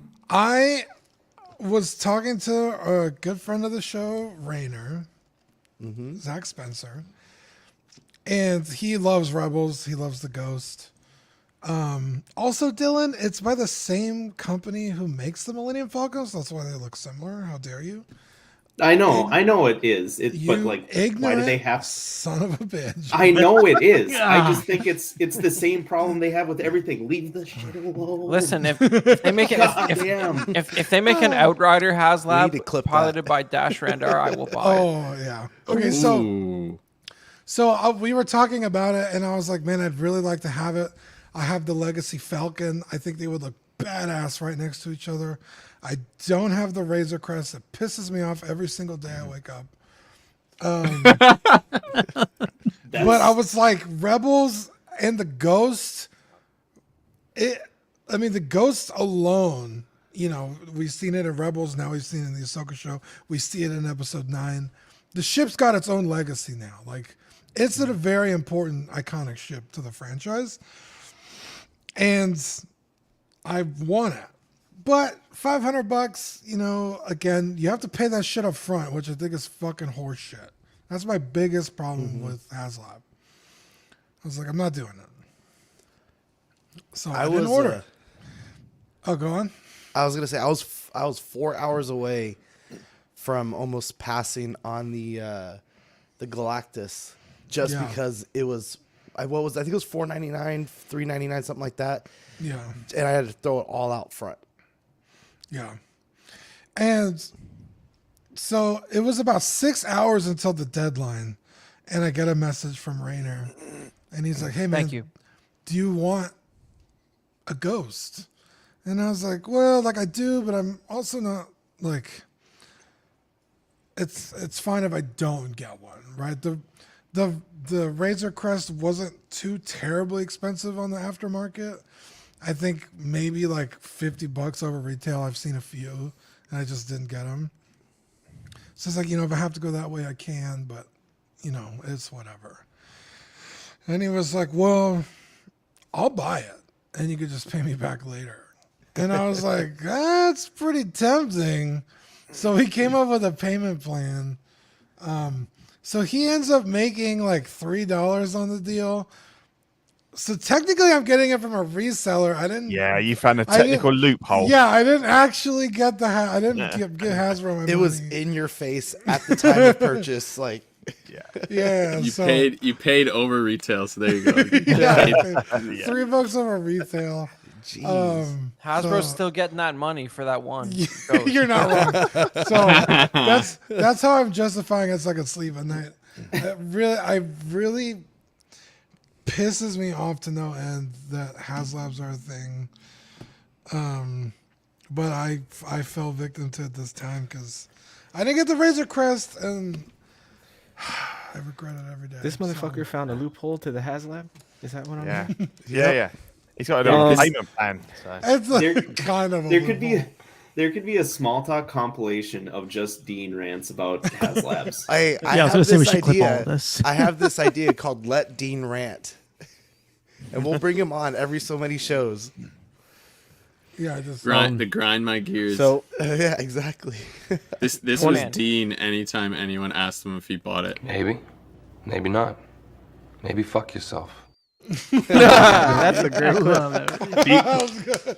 Really quick, Sean, before we move on that Yep. one. I don't know if you guys have talked this or not yet, but because there's 21,000 backers, I think this will be extremely easy to get on the secondary market and for cheaper. So It's a good. I don't know about cheaper, but I don't think it's going to be a big markup. That's for sure. Yeah, the Razor Crest had 28,000 for reference. the only Someone's wife reason knows that this was a bad decision to make him sell it real quick. the only reason, and I don't want to bring this up unless like Dean, you should call Rainer real quick and say, I think I'll pick it up from someone else.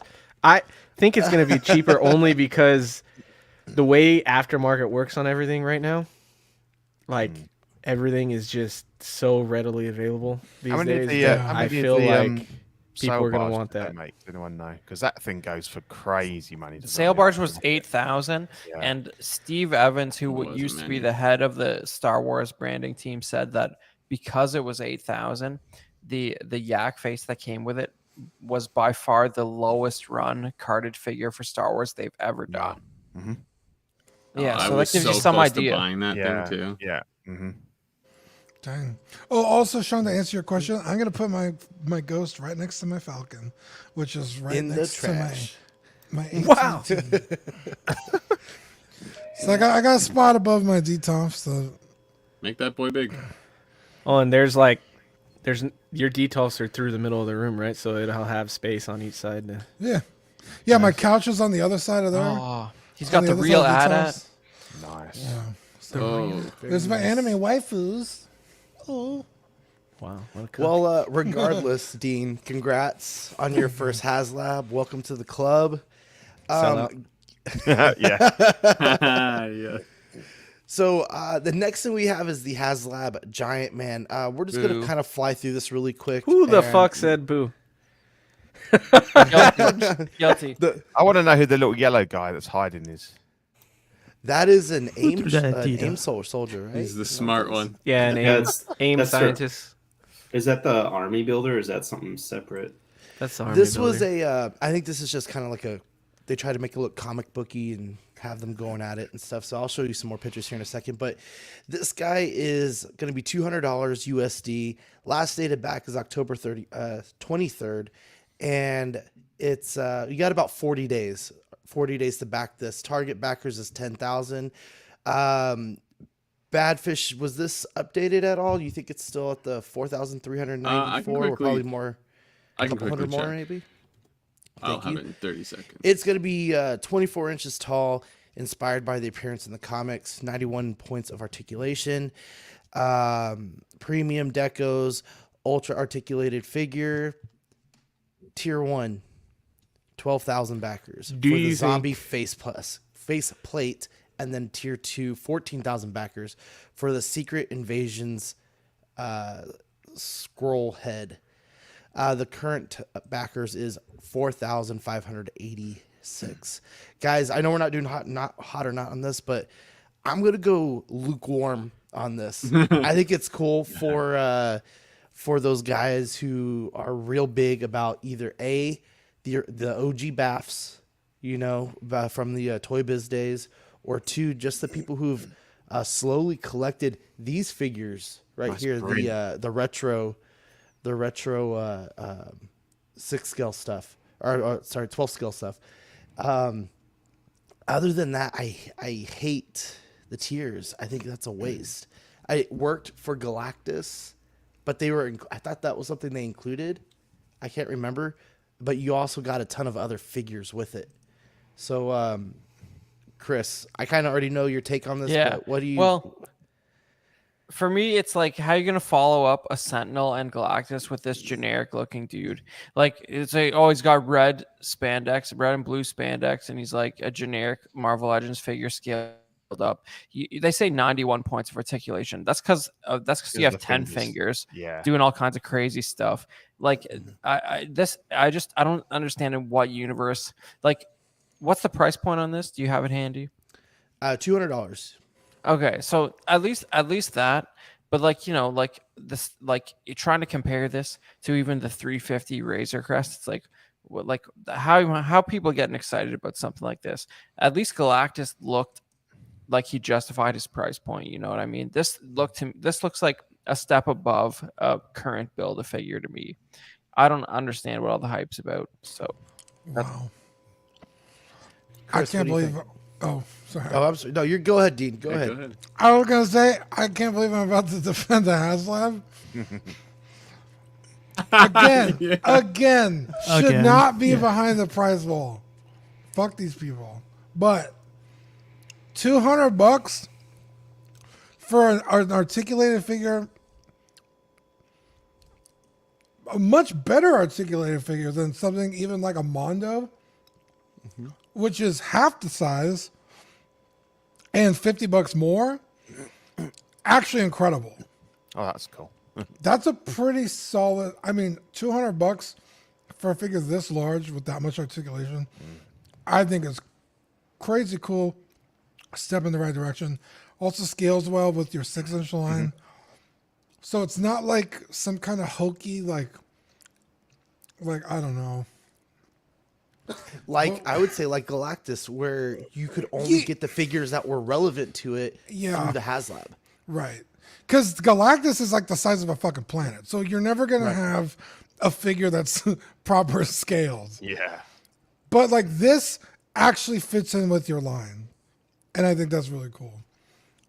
Yeah, but the design, man, he's got red shirt. It's a boring design, but a lot of people love classic comic book. Then the faceplates are great. They look really good. Badfish, what do you think, man? I guess I agree with Chris because like this when I don't know anything about this character. I've heard the name, but I know nothing about him. And when I saw the outfit, it's Hank Pym. It's his dad, yeah, Hank. But I don't know anything about the character. And when I saw this, it's like so basic looking. And then after just having a amazing looking ghost, now I'm very biased. But the detail that goes into that. And obviously the price difference is here, and I can agree the price is pretty. That's the one thing I think is good about it. But the minus is the tiers are meh. The design to me is meh because I just think the old comic style is like it's just not like when I saw Galactus, I was tempted to get it just because how cool that thing looked. This I wouldn't be tempted. You know, is that the cheapest HasLab there's ever been? I'm not sure. The Sentinel was probably cheaper. I think by $50. What was Cookie Monster? That didn't fund though. I know, but it was cheap. I think. Yeah. I don't know if it was cheaper than 200. Yo, what about the Riva Saber? Those are usually only about $150. That was fun. Can you believe the Riva Saber was $500? It was the same price as the Ghost. It was way like up there. What? Yeah, but this isn't for me, so I'm not the target audience. So, but yeah, I think it'll be very meh. It'll be interesting to think like 20 years from now, looking back at this, and you seeing these retro figures, and just to think like that was Toy Biz for us, like these figures are going to be Toy Biz for us, and they're going to hopefully come out with something way better in the future. More stuff. Hopefully things get a little bit better. But does anybody else have a creative take on this? Casual or Pete or? I think it looks really cool. I'm more on Dean's side on this one. Like, I know that it's a like generic looking suit. It's old school classic, but I think like the detail on it looks really good. The texturing and the shading looks really good. The sculpt looks really good. The way that they did the strap around the chest, how that will stay in the same spot no matter how you articulate it, is a really cool feature. They should do that on their 1/12 scale figures. And I think it's a good price, a really good price. It just looks super cool. I think the articulation is cool too. So I actually, like, I want it just because it's cool, but I have no attachment to Giant Man other than Ant-Man in the MCU. So I won't get it. I am interested to see how the face plates work. I haven't really seen videos on that. Do they go up under the eyes? They go up under the mask, or I'm gonna guess that it's like maybe it pops out from like the back or something like that. Because if you look at the face plates, yeah, it's the whole face. Like you can't plug that in through like the face part, like or the mouth part, right? Unless that's like soft rubber where the mask is, and it kind of just like you can put it up under there, and it'll. That was what I was gonna say. The ears. That's the only. Yeah, that's what I was gonna say. Right here, you have these little white panels where you could also switch out to the ears. Yeah. Oh, that's interesting. I feel like this might not get backed though, because what I've heard from other collectors is everybody's happy with their original Giant Man. Like, I feel like anybody who needs a Giant Man has that one. And they're like, I don't really need a bigger Giant Man. That's what I'm saying. It's not cool enough. Yeah, everybody seems to really like that old, or at least like the collectors that I've seen on YouTube or talk about it, they're all good with their Giant Man. So I'd bet against it, but I think it's cool. Yeah, I quite like it. I've never owned a Marvel Legends. I don't collect them, but do you get, if it's fully backed, do you get all of those other figures with it? Well, you're gonna get the face plates, No. but typically. Oh, I see. So you'd Yeah, have oh, to yeah. buy. You'd have to buy all those other retro figures Yeah, separately. those are all figures. It that says are in all- they're print, all yeah, already some out. figures sold separately. So they all already available. You can already buy those ones, can you? Most, Yeah. yeah, all of them actually are. Yeah, available. yeah. I think he's all right. If I collected Marvel Legends, I think I'd be interested. I think he's cool. Yeah, he's basic, but then that's kind of the line. I think the faceplates are great. They've captured some funny looks there. So yeah, I think it's all right. I think it's quite good. It is an interesting thought though, because before you were only getting exclusive figures, and maybe they were actually listening and like, okay, well, we'll give you something that figures are already available, and now you can go out and all you need to get is Giant Man, and you can go get your Iron Man, your Hulk, your Hawkeye, Yeah. make that OG team. So that's kind of cool too. So the tiers of the faceplates, is that correct? As of right now, yes. Yeah, that sucks. Just give you all of them. I don't like that as a concept. I think the figure's quite good, but yeah, that's a bit rubbish. And as you say, it's not one that's necessarily you'd have faith that it would make the full backing.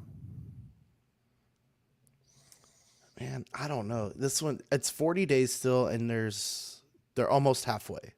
They still need another 500 to be halfway. That's 400. That's plenty for That'll 39 happen. days. If people want it, it'll get backed. That's not too bad. All right, guys. If anybody else doesn't have any crazy takes on it, we're gonna go jump straight to grade the figure. So this is a segment that we were doing in the regular show, where we would kind of just review some of the figures that we went over throughout the show and just kind of give a summary. We're actually gonna change that a little bit and do it towards the new figures. So guys, you're just gonna give me an A, B, C, D answer. Pluses and minuses do apply. And if you want to say just a couple words to it, then that's cool. But we're going to go pretty quick on this. So the first thing we have is the Weapons Accessories Pack 3 for McFarlane Toys. It's an exclusive to McFarlane Toys. Pre-orders ship in November for $14.99. I think this is an A+. I think all of their weapons packs that they've done in the past have been really successful. They've had a variety of different kinds of weapons, from not only comics or fantasy, but also real life and stuff. And these look just as cool. So I'm giving this an A+. Chris, what do you think? I'm also giving this an A+ because this is a company recognizing that figures sales have got crazy. You have companies saying they can't come with weapons, even though they're like mass murderers, characters, can't come with a gun. Crazy times we're living in, past the peak of Western media, but companies like this are striking back against it and putting out some unlicensed weapons, and I approve of that 100%. So A+. Badfish, go for it. Yeah, I would go. I think I just gotta go a straight A+ too. They're giving people what they want, skirting around the licensors. It's DC. and Let's be knowing that- honest. It's yeah. Yeah, they know that collectors want this stuff, and a lot of companies won't do that. Pete, yeah, what do you A. think? Yeah, I'll go A+ as well. I think it's always good to have accessory packs. It's something that, as a 1/6 collector, I'd love for Hot Toys and other companies to do. It's never going to happen, but yeah, McFarlane, good work. Go ahead, Dean. Yeah, I'm definitely giving it an A for all the reasons you guys just said, but also because there are characters like Deadpool who carry 2 pistols. And instead of having to buy 2 separate packs of these, they give you pairs of pistols. So that's even cooler. And for $15, that's less than a figure. You can arm your whole shelf with 1 pack of these. I think it's fantastic. They could very easily make you have to buy multiple packs, and they don't. So very cool. Casual. So a couple things real quick. Do you ever see statues going this route at any point? I know a big part of statues are the switch outs and things like that, exclusive switch outs and stuff. But do you see a company maybe making an a custom weapon that you can buy in a pack or something like that? And then what's your take on this? Yeah, so they don't take this route. Like they don't give us accessories. They don't give us extra swap outs. I mean, the swap outs they already come with. That's all they provide. So it comes down to the customs, custom grips for my Thanos on throne. I got an extra blade for him. I got an extra pedestal for him. That was an amazing set too. Yeah. So you got to go the custom route. So if any statue company, I call it I would call it like what's the word innovation, like to like for a licensed company to come out with that, even for their older stuff would be amazing. But in regards to this, like I'm not too familiar with the whole setup and everything, but to have a whole accessory pack, A plus for me. Eddie, what do you think? I'll give it an A because it's cool. It's really cool and it's a good idea. And everybody asks for weapon packs, and Mezco's done it a couple times, which is cool. So, and these are affordable packs, and you can never have too much accessory weapons for your figures. The only thing I don't like about it is the ratio of goofy looking weapons to just regular weapons. I feel like they should do what? I said very Fortnite-y, Yeah, Like, yeah. some of the paints Or on like Call of Duty, like weapon camos, and like I think they should do a goofy pack and a regular pack, or at least like half and half. Because the only ones that catch my eye are just the regular plain Jane guns. Like all the other ones, I don't care for too much. They will go well with like a Deadpool or comic characters that are like out there like that. But that's my only complaint about it. But it is still a cool concept. All right, Dylan, what do you think? Yeah, this is the best thing to come out of Warner Bros. Being stupid with the DC license where they can't release the guns is that every company now that is doing DC and wanting to make characters that have guns, they have to do these weapons packs in some sort of way. So that's the silver lining, is everyone loves weapon packs as everyone's kind of relayed. How McFarlane does, I guess most Mezco does it that way too, but they typically have characters that a lot of these guns are supposed to go with. I think that's the reason why some of them are kind of wonky. I don't know the characters, I'll be honest, but that's how McFarlane and Mezco weapon packs previously have always worked. There's one, I think Mezco's done like just a plain Jane weapons pack before, but McFarlane typically tries to pair them with characters. So I wouldn't be surprised if there's characters that they're trying to have Definitely these go see a along with. theme with some of them. Well, that gold one is definitely like Spawn in Yep. the middle there. So Yeah. And then the pink pistol with the pink SMG. Moving on, we have the McFarlane Toys DC Multiverse Batman, Supergirl, and Dr. Fate Injustice 2 3-pack. It's a gold label exclusive to Amazon. This is going to be $40, due out in September of this year, so maybe about a couple more weeks. And this is just going to come with a couple of batarangs, an extra set of hands for Supergirl, and then there's a deluxe card you can see back here in the back. It's going to be pretty close to actual size from what the photo has. I'm gonna give it an A because I think for 3 figures at $40, this is really cool. But I will not be picking this up. What do you guys think, Chris? can you guys tell me why Batman is the only one that got that stupid ass shade? job? Yes. Because they probably reissued him and he already is on the market. I don't know. It doesn't it doesn't do it for me. Like the Batman shade really sort of like Eddie was just saying, it makes this sort of set feel disjointed to me. And I guess if you look at the card art, that's what they're emulating. It's like a light hitting him or something. But yeah, it doesn't hit the mark for me, I'm afraid. Go ahead, Badfish. Yeah, the Batman is just weird, especially around the face where the cowl opens up. The suit is cool looking otherwise, but yeah, since it's price is good and stuff, so I guess a B minus. Yeah. Pete, what do you think, man? Yeah, not for me. I'll give it a C based on the fact you're getting 3 figures for that price. But that Supergirl looks bad. I don't know what I don't know what's going on with that costume, but I don't like that at all. The best one's the Doctor Fate out of the 3. Jason Nelson, all these are peg warmers. Target and Walmart stores. What do you think? They took Dean? some back and sprayed them down. Yeah. They're probably probably at Target. You said these are from Injustice? Injustice 2. Injustice 2. Yeah, okay. Yeah, I mean 3 figures for 20 or $40. It's a 3 for 2. So it's not bad. I think you gotta like that game to want these. The Batman, I've seen them do Batman like this, and it's like a really cool concept. This one, maybe it's just because he's just standing straight up and down. It's very meh, but I don't hate it. I'll give it a. What are we rating him?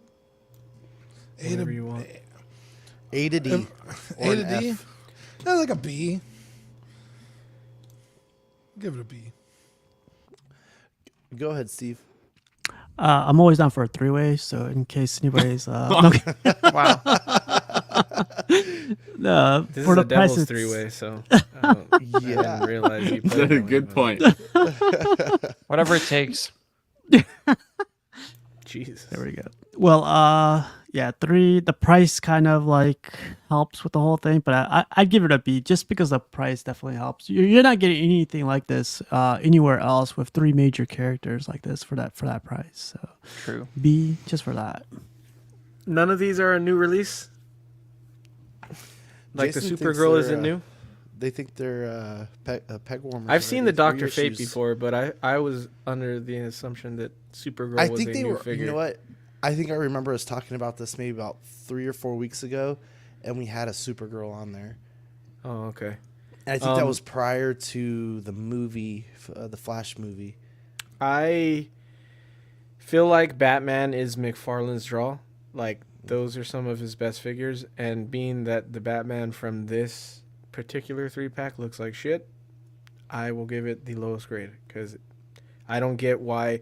I get why Todd does that, because he's like, he wants to have figures that are more painted. But, like, it just, he didn't hit the concept that he was trying to hit. It looks like it was just oversprayed with something randomly. It looks horrible. The Fate and the Supergirl look fine. The Supergirl is like a little soft in the portrait, but they're fine figures. So for me, I don't see the draw to the 3-pack at all if these are already released, especially if the draw to the 3-pack is supposed to be that Batman paint, because it looks like trash. Right. So, I mean, you're not getting much out of the accessories either. So, yeah. All right, Dylan, go for it. Yeah, are we supposed to rate these? Yeah, give me an A through F answer. Pluses and minuses do apply. C minus.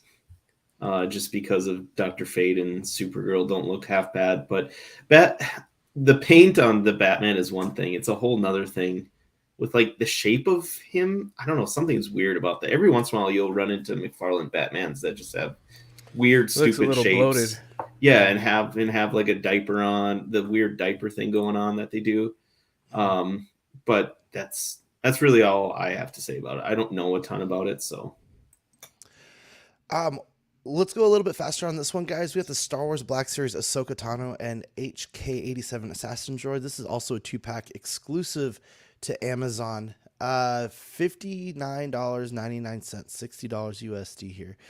Due out November 1st. I feel I'm pretty sure these are carbonized, and that just kind of tells me reissue, right? So I'm going to go a C on this. I'm not really even remotely interested in any of this. But Chris, what do you think? You know, your instincts serve you well, Sean, as a non-Star Wars fan. The you know this if this HK is not a reissue, he's sort of the least interesting looking of the versions you see on the show.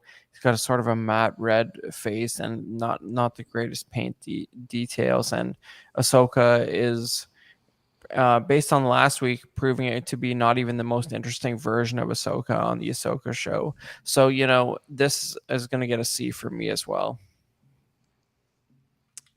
What do you think, Badfish? Ooh, and it's $60 versus the $40 3-pack we just saw. Yep, exactly. Yeah, smaller scale figures too. That's a good point. We didn't really Yes, mention yeah, that on that the other too. one too, right? Because it's an exclusive for Amazon. But yeah, I think the Ahsoka looks really great, but for $30 a figure, I don't think it's very. I think C+ just for the effort, because the figures look good. Anybody else have a grade for this?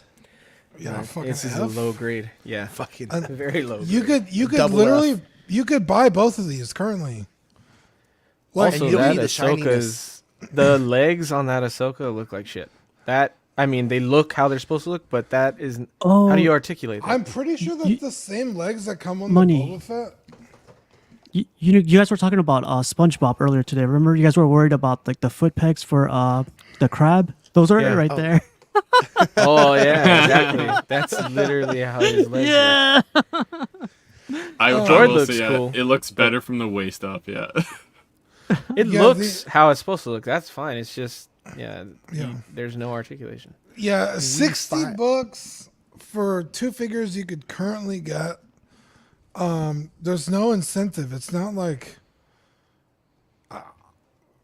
they offer nothing in addition to them already being out. So I couldn't even like venture why anybody would pay $60 for these two figures. I think We it's stupid. finally have the Oxfather joining us. Zach, how's it going, man? Pretty good. Sorry, I was on daddy duty tonight. Hey, Just man, got it's freed all up. good. Congrats. Episode 100. Look at that. Thank you. Welcome. You know? Yeah.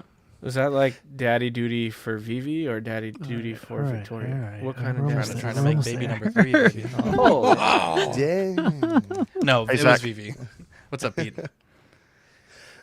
Zach, really quick, just so we can get your take on this. We're doing grade the figure. So this is it's an A through F answers, plus and minuses do count. What do you think on this, man? I don't like either of these figures. Like Chris said, there's already a better version of Ahsoka.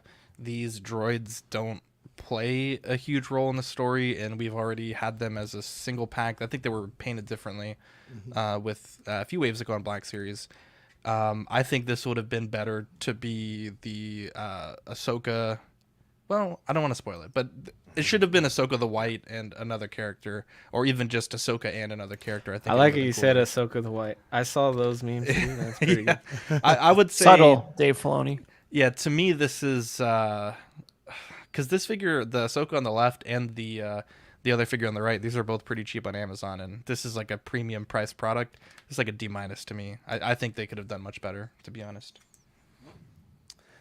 All right, let's move on real quick. We got the Marvel Legends series Retro Moon Knight Target exclusive, $24.99, due out this November. I'm gonna go ahead and give this an F just for Dean, just for Dylan. No, if I'm being serious, I'd probably give this like a B+. I really like that extra head. I'm not a big fan of the white mask on it, but I do like the black mask for it. And then you get all the little what does he call those, Dylan? The little moon sickle things. Moonerings. Yes, I don't remember what it's in any comic I've read. He doesn't name them. He What's says the them in the difference? show. He says what they are in the show. I He forget, does? though. Yeah, he I mean, says it's, like it's Moonerangs. Come on, like it's got Yeah. the two O's. Eddie, you already won the game. Yeah, what I'm. Can I ask you a question Moonerang though, was a dance Dylan? move. Isn't the head with the black mask Shouldn't the whole costume switch with that head though? Yeah, it's typically like a shadow thing. What's the biggest difference, Sean, between this one and the other one? Do you know? I have the other one. There's a lot more. See, I thought like, there was already a retro Moon Knight out, so I'm not really sure why they're throwing another. There was. This one just seems more lazily painted with just pure white. And there was also like a basic, like you remember that one packaging that they used to have? It just said Marvel Legends like on the bottom or something like that. It was just super general. I think they had one of those back in the day as well for this guy. So I really don't know what the huge difference is, besides I guess they took a retro take on it. The other one had, I know, like the black mask, but I'm gonna pull it up here and see, because something definitely looks different from the one that I have, and I'm not talking about the TV show. Oh yeah, so the body was just completely black on the other one, but I think that's overall must be the rest of it must be the same figure, because so like it had like shading in the chest area, and then the legs, and then the arms, and then the armor was like white, so it was way more black. So I guess they're called crescent darts. Sorry, that would have bugged the shit out of me for the rest of the night. Even the big ones, though. Yeah. Yeah, from what I could see. Well, Dylan, while you're talking on it, what's your grade? I suppose we probably needed like an all white Moon Knight here. I don't know. Let's just go C+ average. If I see this in stores, I probably wouldn't be able to help myself, but I don't know. I'm not super antsy to get it, I guess. Anybody else have a hot take on this? I'll throw a grade out there. I don't care for the figure really. I don't care for Moon Knight, so I'll give that a D. But I'll give it an F. The fact, why the fuck is it against a white background? I know. I was waiting for Chris to say something. There's terrible. Oh. Wow. I was looking for a black background picture of this, but they didn't exist. Entertainment Earth will usually offset their pictures. Just I was gonna say, why are we looking at a black head sculpt? But yeah, I also. That's why I didn't say it, Zach. Especially because these things keep getting more expensive. Why we're still getting terrible plastic capes. At least Black Series, for the most part, has just gone away from using plastic capes. I keep seeing cloth goods. That's great. That's a step in the right direction. But why? You can't do anything with these things. I can understand a sculpted the scarf, hood, but the cape, come on, guys. Stop giving us plastic garbage that this figure probably can't even stand. -1 point. You know, it kind of makes you think though, like how disconnected some of these departments in Hasbro are. You know, like Black Series is just Black Series and everything there's secret. Then you got Legends in the corner and GI Joe guys and Power Ranger guys and stuff. And there's like really, like they're not really helping each other out. It seems. Yeah. All right, guys. Last figure before we get on to some of our reads and some new stuff that we'll be presenting. The Marvel Legends Retro Series Amazing Spider-Man Target exclusive, $27.99, due out November of this year. I saw available and said April. Honestly, I like this at a B+. I think I like how it has the little webs that go under his arm. But other than that, it's like another Spider-Man. We've had several of these come out over the last year or so, I feel like. And we already have a retro Spider-Man that's been out as well. And those big shoulders right here. Like it's like his head's just popping out of his back or something. But what do you think, Chris? Oh, he's not even here. Badfish, what do you think? Gotcha, yeah. I think just because I love the way the suit design is, I'm bouncing between a B+, A-, but because of the price, I'll go B+. But I love the shiny like blue. I think it's cool. Zach, I know you're a huge Spider-Man guy. So what do you think about this? So what is this supposed to be? Because is this Amazing Fantasy first appearance reissue, or what exactly is this? It's listed as Retro The Amazing Spider-Man. I think it's more like navy blue, I guess, than black. I mean, it looks good. If this is the final product. the final God damn it, Amazing Fantasy 15 Spider-Man, then I mean it's an amazing figure. I think to me that in hand is one of the best Spider-Man figures that I've ever owned. I had a lot of fun with it. And it looks like it is because it has the open grasping hands, which I think is only available in that figure. So I mean, this is an A+, but I guess I just don't know what it's supposed to be. So I give it A+, but I just don't know what it's. When really they going released after. the one you're talking about, did it have blue? No, it's black. It's black and red. Oh, okay. I thought I mean, this this- was this a almost black looks like suit a- version of a blue version. Yeah, this almost looks like a really dark blue, but the other one, I'm pretty sure it's black. Looks black. Is that the one? Should be McFarlane, yeah. His art style. I want to say his was black and white. No, this is like from the whatever the 30s or whatever, like when Spider-Man first ever came out or whenever that was. So 60s. 60s, yeah. What it says here is it's inspired by characters' appearance throughout Marvel Comics. But I don't think he was in that. Well, no suit shit. for that Generic. long. Yeah. Who's the idiot that made this? I don't know. Well, it's the same. It's the Hasbro. same guy who Dean's wrote on the favorite back. company. Yeah, it's the same Hasbro intern who wrote on the back of that Kenner Colors Boba Fett that they eventually changed the colors of the Kenner Boba Fett. It's like they just make stuff up to put on these packages. It's criminal. Anyways, I'm done. Sorry. It is a So good then you- figure though. $27.99. I think. I mean, if it's black and red, then that's a steal because I think the first appearance Spider-Man's like a $60 figure, even used. So I mean, if you can get it again for retail, this is. I think I paid like $50 and it was used, and I felt like I got. I'm a pretty good assuming. deal. I'm Might have been assuming they're 45. going for the look where it's him with the Fantastic Four and he's like in the elevator shaft sort of looking thing. That comic cover, I think that's what they're going for. Yeah, I don't know I'm which not one sure that to is. be honest. Dylan, what's your take on this? God, it feels like I've covered this figure like 4 times in my life. This exact same figure where we've like sat there and like tried to analyze the blue shade on it. I don't know much about it, but yeah, like Zach's right. This mold of Spider-Man has been done 1,000 times for a reason. It's because everyone loves it for the most part, and I think they've added hands, one more set of hands than they used to. That like kind of grippy hand. I don't know if they've ever had that.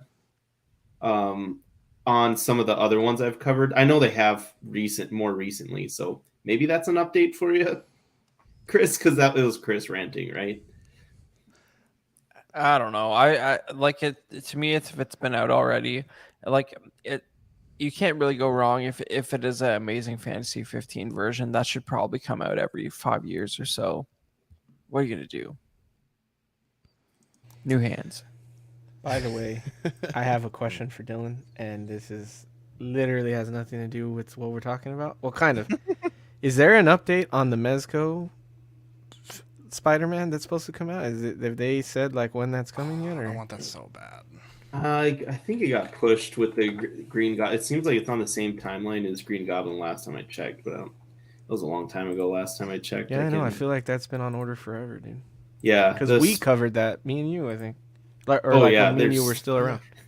almost all their figures we covered still that still haven't came out yet. But I can tell you the Green Goblin's October to December. Now I'd be willing to bet the Spider-Man's the same. August to October. So Q3 it's saying. So we should see it soon. But now that we're approaching October, we'll really see if it'll get pushed out or not. If not, then we should see it this month. Cool. All right, guys, thank you for your takes on that. We want to shout out the giveaway just one more time. This is your absolute last chance. We did have an entry throughout the show, so you have a chance of winning one of these 2 figures. It's going to go to two different people. And Chris, you have the Boba Fett, right? Yeah, so, man. you just want them to contact you, or what? How do you Yeah, want? well, basically, I think the best way to do it is like what the names we're gonna have on here are gonna be the Instagram names. So like we're not gonna spoon feed you. You got to be watching, and you got to claim it within a week. We're gonna give you 1 week of the episode airing, and if you don't claim it, that's your problem. If you're not watching the show, you're a fake fan. So you better claim it within 1 week. And last thing, guys, we just wanted to kind of give you an update as to where Small Talk is heading. We're gonna strive for a little less news and pick some of the more important stuff throughout the couple of weeks we're on air or off air, and focus more on some segments with discussion. We're planning on bringing in other hosts or interviews. We had Chris's contact Count Tastes come hang out with us for a while. He was awesome. Yeah, that was fun. We definitely want him to come back. And I want to hear from you guys. Like, what's there something that you want to hear about? You want to see more or less of? So we got some new stuff coming. Big shout out to Chris for all his work on finalizing the Instagram and stuff like that, and then Badfish on the back end with the slides and just making them look a lot nicer. So I really appreciate you guys helping out with that. I've been super crazy at the school these first 4 weeks, and I don't see it slowing down anytime soon. Plus, both my boys have started soccer. We got practice 4 days a week, and it sucks. Yeah. Before we go to our Patreonies, we are going to go ahead and do the giveaway. Chris, no more, right? There was no more entrance. Well, I mean, Casual just tried to get in, but like we can omit that. Right, I'm going to wish you all a good night. I'm going to go and a couple of hours sleep before work. So it's been great streaming you guys tonight. I had a great time. Pete, man, thank you so much for coming on. Nice I know it's meeting you. late over there. Thank you for the dedication. Congrats to you guys man. for 100. Yeah, congratulations to you too. Good Sean, seeing you, Pete. Sean, Good night, I don't Pete. know. Good night, Pete. Sean, I later. don't know if I don't know if it's easy for you to add one, but we did get one just now, 18 seconds ago. Go ahead and send it to me real quick. All right. Casual nerd problems.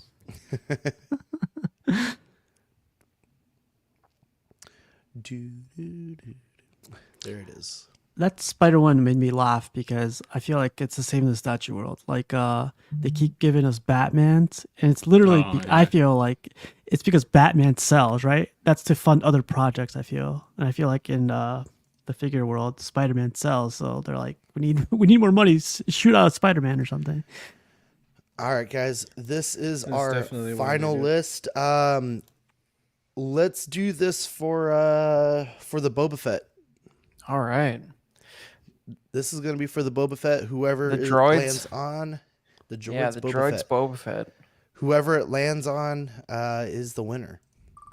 Drunken Iron Rabbit. You saw that? He might be a real person. That's Quinn in the chat. It's gonna be traveling Bantha. Dude, if it's Adriana. I was about to say, Eddie, you. Yeah, I know. I was like,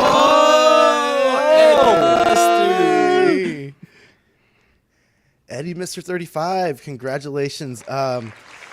Let's have you go ahead and reach out to Chris, and we'll make the arrangements, and we'll make it happen. Ed, All right, nice. we're gonna remove that, That and was- that was for the it's my alternate droids account. Boba Fett. Congratulations. And this one is Nice. for the Spider-Man 2 figure from the new Spider-Man game. Zach, I am out of town this week, so I will make an effort sometime next week to head over your way, and then I'll get it shipped out. That's a waste of time, bro. I just ship it out myself. It's not a Okay, big deal. perfect. Why would you do that? Oh, I was what he supposed to pick it wanted. up like 2 And weeks ago. then I was Zach, fucked. you ship it to Dean, and then Dean ships it out. There But you go. actually, well, if smart, Adriana smart. wins it, you guys could just keep it because it'll be mine, and I will pick it up when I'm out there. Eddie's- Wow. Eddie's a drink. Wow. What a, Dang. who is this guy? All right, here we go. I didn't enter. Spin That's why he had that Adriana do it. wheel. Oh, someone just got a text. Should have had I that for just you. found a loophole bigger than Dean's HasLab loophole. They say bigger than Dean's. Oh, come on! I told you guys. I told you Drunken Iron guys. Hang on, Rabbit, hang on, let's go. hang on. Quinn said, "Take me out so others can have it." That was Drunken Iron Rabbit. Oh no, That was him. No, you won, Quinn. That's some bull. Give it to me. Too late, Quinn. All right, You're out. Zach, that's Spin it. official. That's official. Let's respin. Yeah, spin it again. All right. That was Wow, good that was job, almost- Quinn. That was insane timing. That was stressful. yeah. It was stressful. Oh, Oh, it's reckless. Oh, It's reckless. there we go. No, it's Nah. a sidebar. I never get that crap. You think it'll get to sidebar? The Ooh, yeah, look at. Oh! Sidebar. Who's sidebar? That's a yeah, that's a Sidebar Star question. Wars. Oh wait, podcast. hang on. Time out. We're spinning again? What? Well, hang on. Maybe I read this wrong. Okay, to be fair, we all didn't read it. Quinn says, "I have boba. Take me out so others can have it." I think he meant that for boba. So we'll let Quinn get first dibs. Quinn, you got to put that shit in no, one too message. late, You can't, too late, you Quinn. can't send 20 messages. Quinn, fucking. Jesus, Quinn. All right. Well, okay. So Quinn is first. If Quinn doesn't claim it, sidebar Cantina. How does that sound? All right, that sounds good. Okay. Sorry about that. What the hell is even that? Yeah, that's how I felt.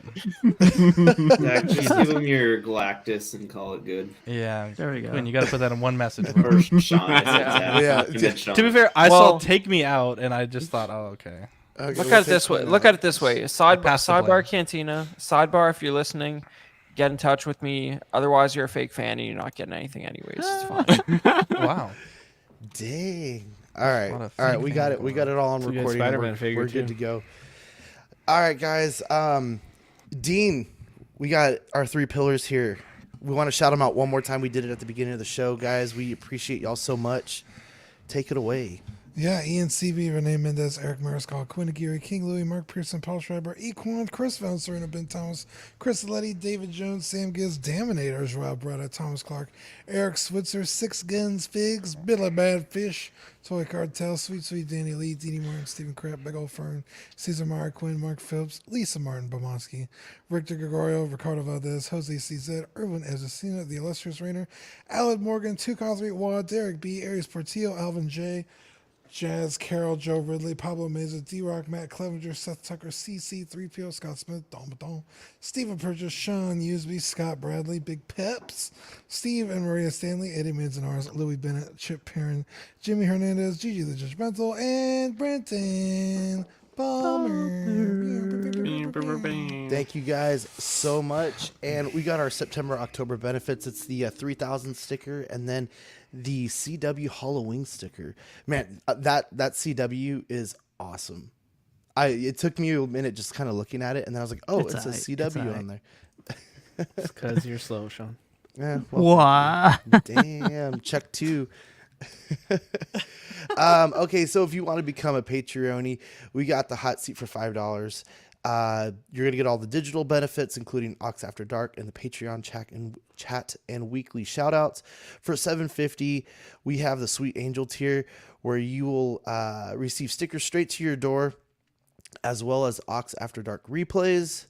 And then we have the Certified Crispy for $15, where you'll get a official Certified Crispy certificate on first pledge, assistance with figure fixes by Zach. Please message him beforehand, and then all the benefits of the previous tiers. International postage will be charged at cost for the certificates, and the stickers come every other month. And then the What a Guy for $25. For the What a Guy tier, you'll get the exclusive Pog set on first pledge, doubles of all the stickers we send, and then benefits of the previous tiers. International postage above $5 will be charged at cost for the Pogs, and again, the stickers every other month. And then we have our YouTube members, starting with Absolute Irwin, Alvin J, Andreas IB, Andreas IB, Andrew Gibo, Benjamin Henson, Big Ol' Fern, Blurred Dad Life, Bob Dylan, CC3PO, Chris V, Cram, CT603, DJ, Daminator, Dante's Boneyard, Eclectic Collector, Equan, Fat Batman, Garbear, Gotham Citabites, Jake, Just Another Friday Nights, Justin Sports Cards, KJ Smith, LV Avenger 702, Mark Pearson, Money Mendez, Mr. Mom Collectibles, Knight, OG Fan, OMFG Rick, 1 6-Figure Focus, Paul Schreiber, Philip the Fool, S Beam, Sam Gist, Slifer, SpongeBob SquareBalls, Sunnyvale, The Ben Thomas Show, and Toy Cartel, and Zeke. And if you want to be part of the YouTube members, you could start at $2.99 for the Peanut Gallery, and then the Patreonies get the 99 cents with the loyalty badges. And then we have all of our shows. Collecting Weekly Live Unboxing on Mondays, the live Collecting Weekly Live on Tuesdays, After Dark on Wednesdays, and then Small Talk was this week, and you'll get OFAC the following week, Ox PD, Live and Let Dice, and Bricks and Brews. Is it Bricks and Brews this week, or was it D&D, Live and Let Dice? Fake D&D. fan, that was this Sunday. You fucking How many fake? you know. God damn it! No one from Small Talk watches the show. You hate to. No, Bricks and Brews just passed on Sunday. I watched it. All right, guys. We want to Thank you, thank Chris. everybody for following us for 100 episodes. A lot of work has been put into this from Dylan, Eddie, and everybody at the CW crew has The been fuck, what on am I, the chopped show at liver? one point. Yeah. What the Who, fuck? I'm sorry, bro? who are you? What? Dylan, get him out of here. Wow. Get him out of here, Dylan. Dylan's Get been outta here. reinstated. Bye, guys. Last show. Dylan, what the fuck? Any shout outs? Can I just say something real quick? Oh. It has to So, be quick. as everybody knows, I kind of just left out of nowhere. I haven't really talked about this or anything, but I kind of wanted to put it on the air for everyone just to let everyone know. Last New Year's, my dog, who is only 3 years old, just to let it kind of give everyone the reason of why I kind of left kind of cold turkey here. But she slipped 2 discs in her back out of nowhere. Have no idea what happened. She woke up shaking. We took her at like 4 or 5 in the morning to emergency surgery, 3.5, 4 hours away. And it's been a long road to recovery. She's not walking yet. We still have to help her go to the bathroom. She can hold it, which is good, but it's a lot of work right now. Obviously, it was a big decision. I know not everyone would make this decision for their pet. We had the capability to. We were blessed enough to be able to. And then we figured the biggest thing that factored into is she was young enough for it. She was only 3 years old at the time. So we went through it. With that said, it was not cheap. It was, any sort of spine surgery like that is not cheap by any means. No insurances cover it, anything like that whatsoever. Pretty serious deal. But with that, I haven't yet, but I am going to be selling a lot of my collection. Trying to get out of the hobby a little bit just while I'm selling it. I'm still collecting things here and there, as people can probably guess, especially like Mezco and, Godzilla stuff, random things here and there. But for the most part, trying to slowly work myself out of it. One of the things at the time it was a really hard road to get her kind of back to normal. It was like a 8-week recovery period where we really had to kind of be with her. So I wasn't able to give it the time or day. And then by the time it came back to do so, or I maybe had the time to do so, I kind of figured, to stay out of collecting. I don't know how I would do the show. So I was kind of thinking about it a little bit, but Sean, Badfish, Chris, all you guys, Zach, Dean, thank you guys so much. You picked it up. You ran with it. You're doing amazing. Love what you've done.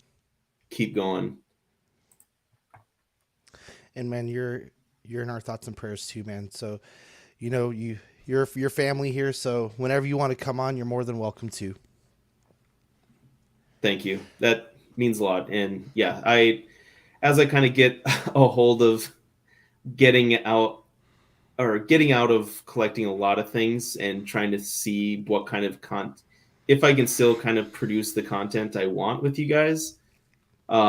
Depending on how I think that content would come across, I think that might be in the future. Yeah, definitely. We always have a home here, buddy. We love you. Yep. Love all you guys. Prayers for your doggy. Yeah, absolutely. Thank you. Best of luck for her. And you guys are great owners as well. Thanks.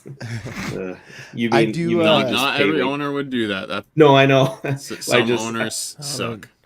I would have dropped it off in Dean's neighborhood. And I know. I was just telling Amanda, when people tell us that, I'm like, I feel like it's meant as a compliment, and I should take it as that. But I think about it that we're just the idiots that went through with the surgery. One of the few people that actually it was a compliment. Absolutely, it's a really hard decision, dude. Like, I've had dogs. I mean, you fall in love with your dogs, and I've had things where it was like I couldn't have afforded the surgery, and like people have offered to help out with it and stuff, and I don't feel comfortable like taking those offers. But like, it's really hard. So if you can do it, I definitely would do it. Yeah, and would also so she did have a chance of walking when we did it. She still could at any given day. Like, she's still improving.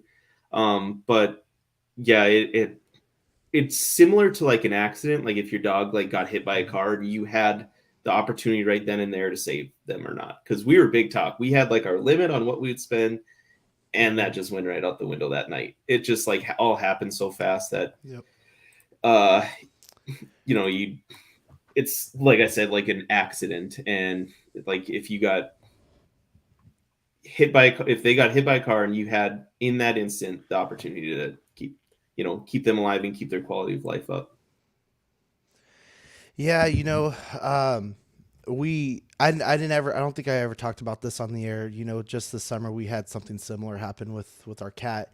The cool thing about him was that he kind of found us. We were kind of hanging out outside one day, and he kind of came up to us, let us pet him and things like that. And we adopted him from there, but he had just passed away.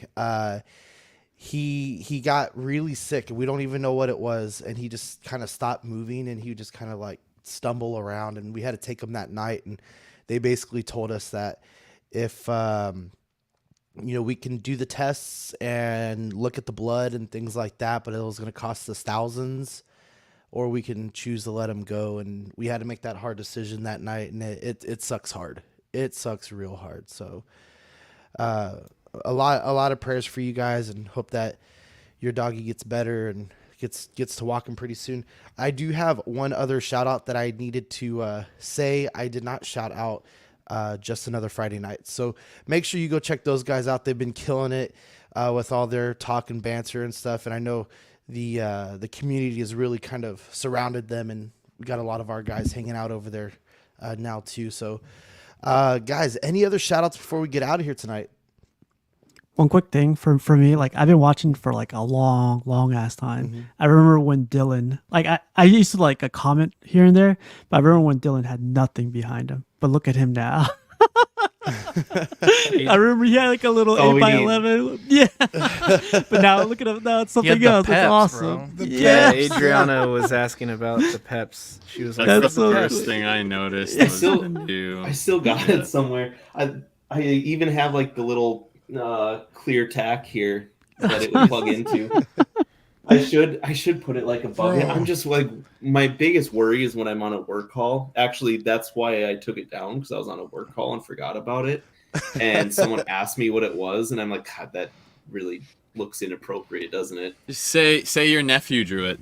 Yeah. I said a dear friend was trying to draw art. Is what I said. No, but big shout out to everyone here, like CW, like Dylan. I've seen him from the beginning. Eddie, like you tune in, like you chime in when you can. Badfish, Chris, Sean. I don't know about that guy in the bottom right. Sometimes. Wow. I'm kidding. Same attitude at Oxcon. I'm gonna whoop your ass. I don't think you've ever seen the video on streaming etiquette, sir. No, No, but big congrats to Streaming you all. again. Big shout out to all you guys. Episode 100. I just reached episode 100 recently, and it's big milestone for like at least for me. I'm sure it is for you guys, but to 1,000 more if you guys if you guys want. No, but big congrats to you guys, and thank you again for the invite. All right, guys. Well, Thanks for again, coming. thank you to the chat for always supporting us. Thank you to all the Patreonies and all the members for always being there for the entire network. And here's to the next 100, guys. Thanks for coming on, and we will see you in a couple of weeks. Jumbo.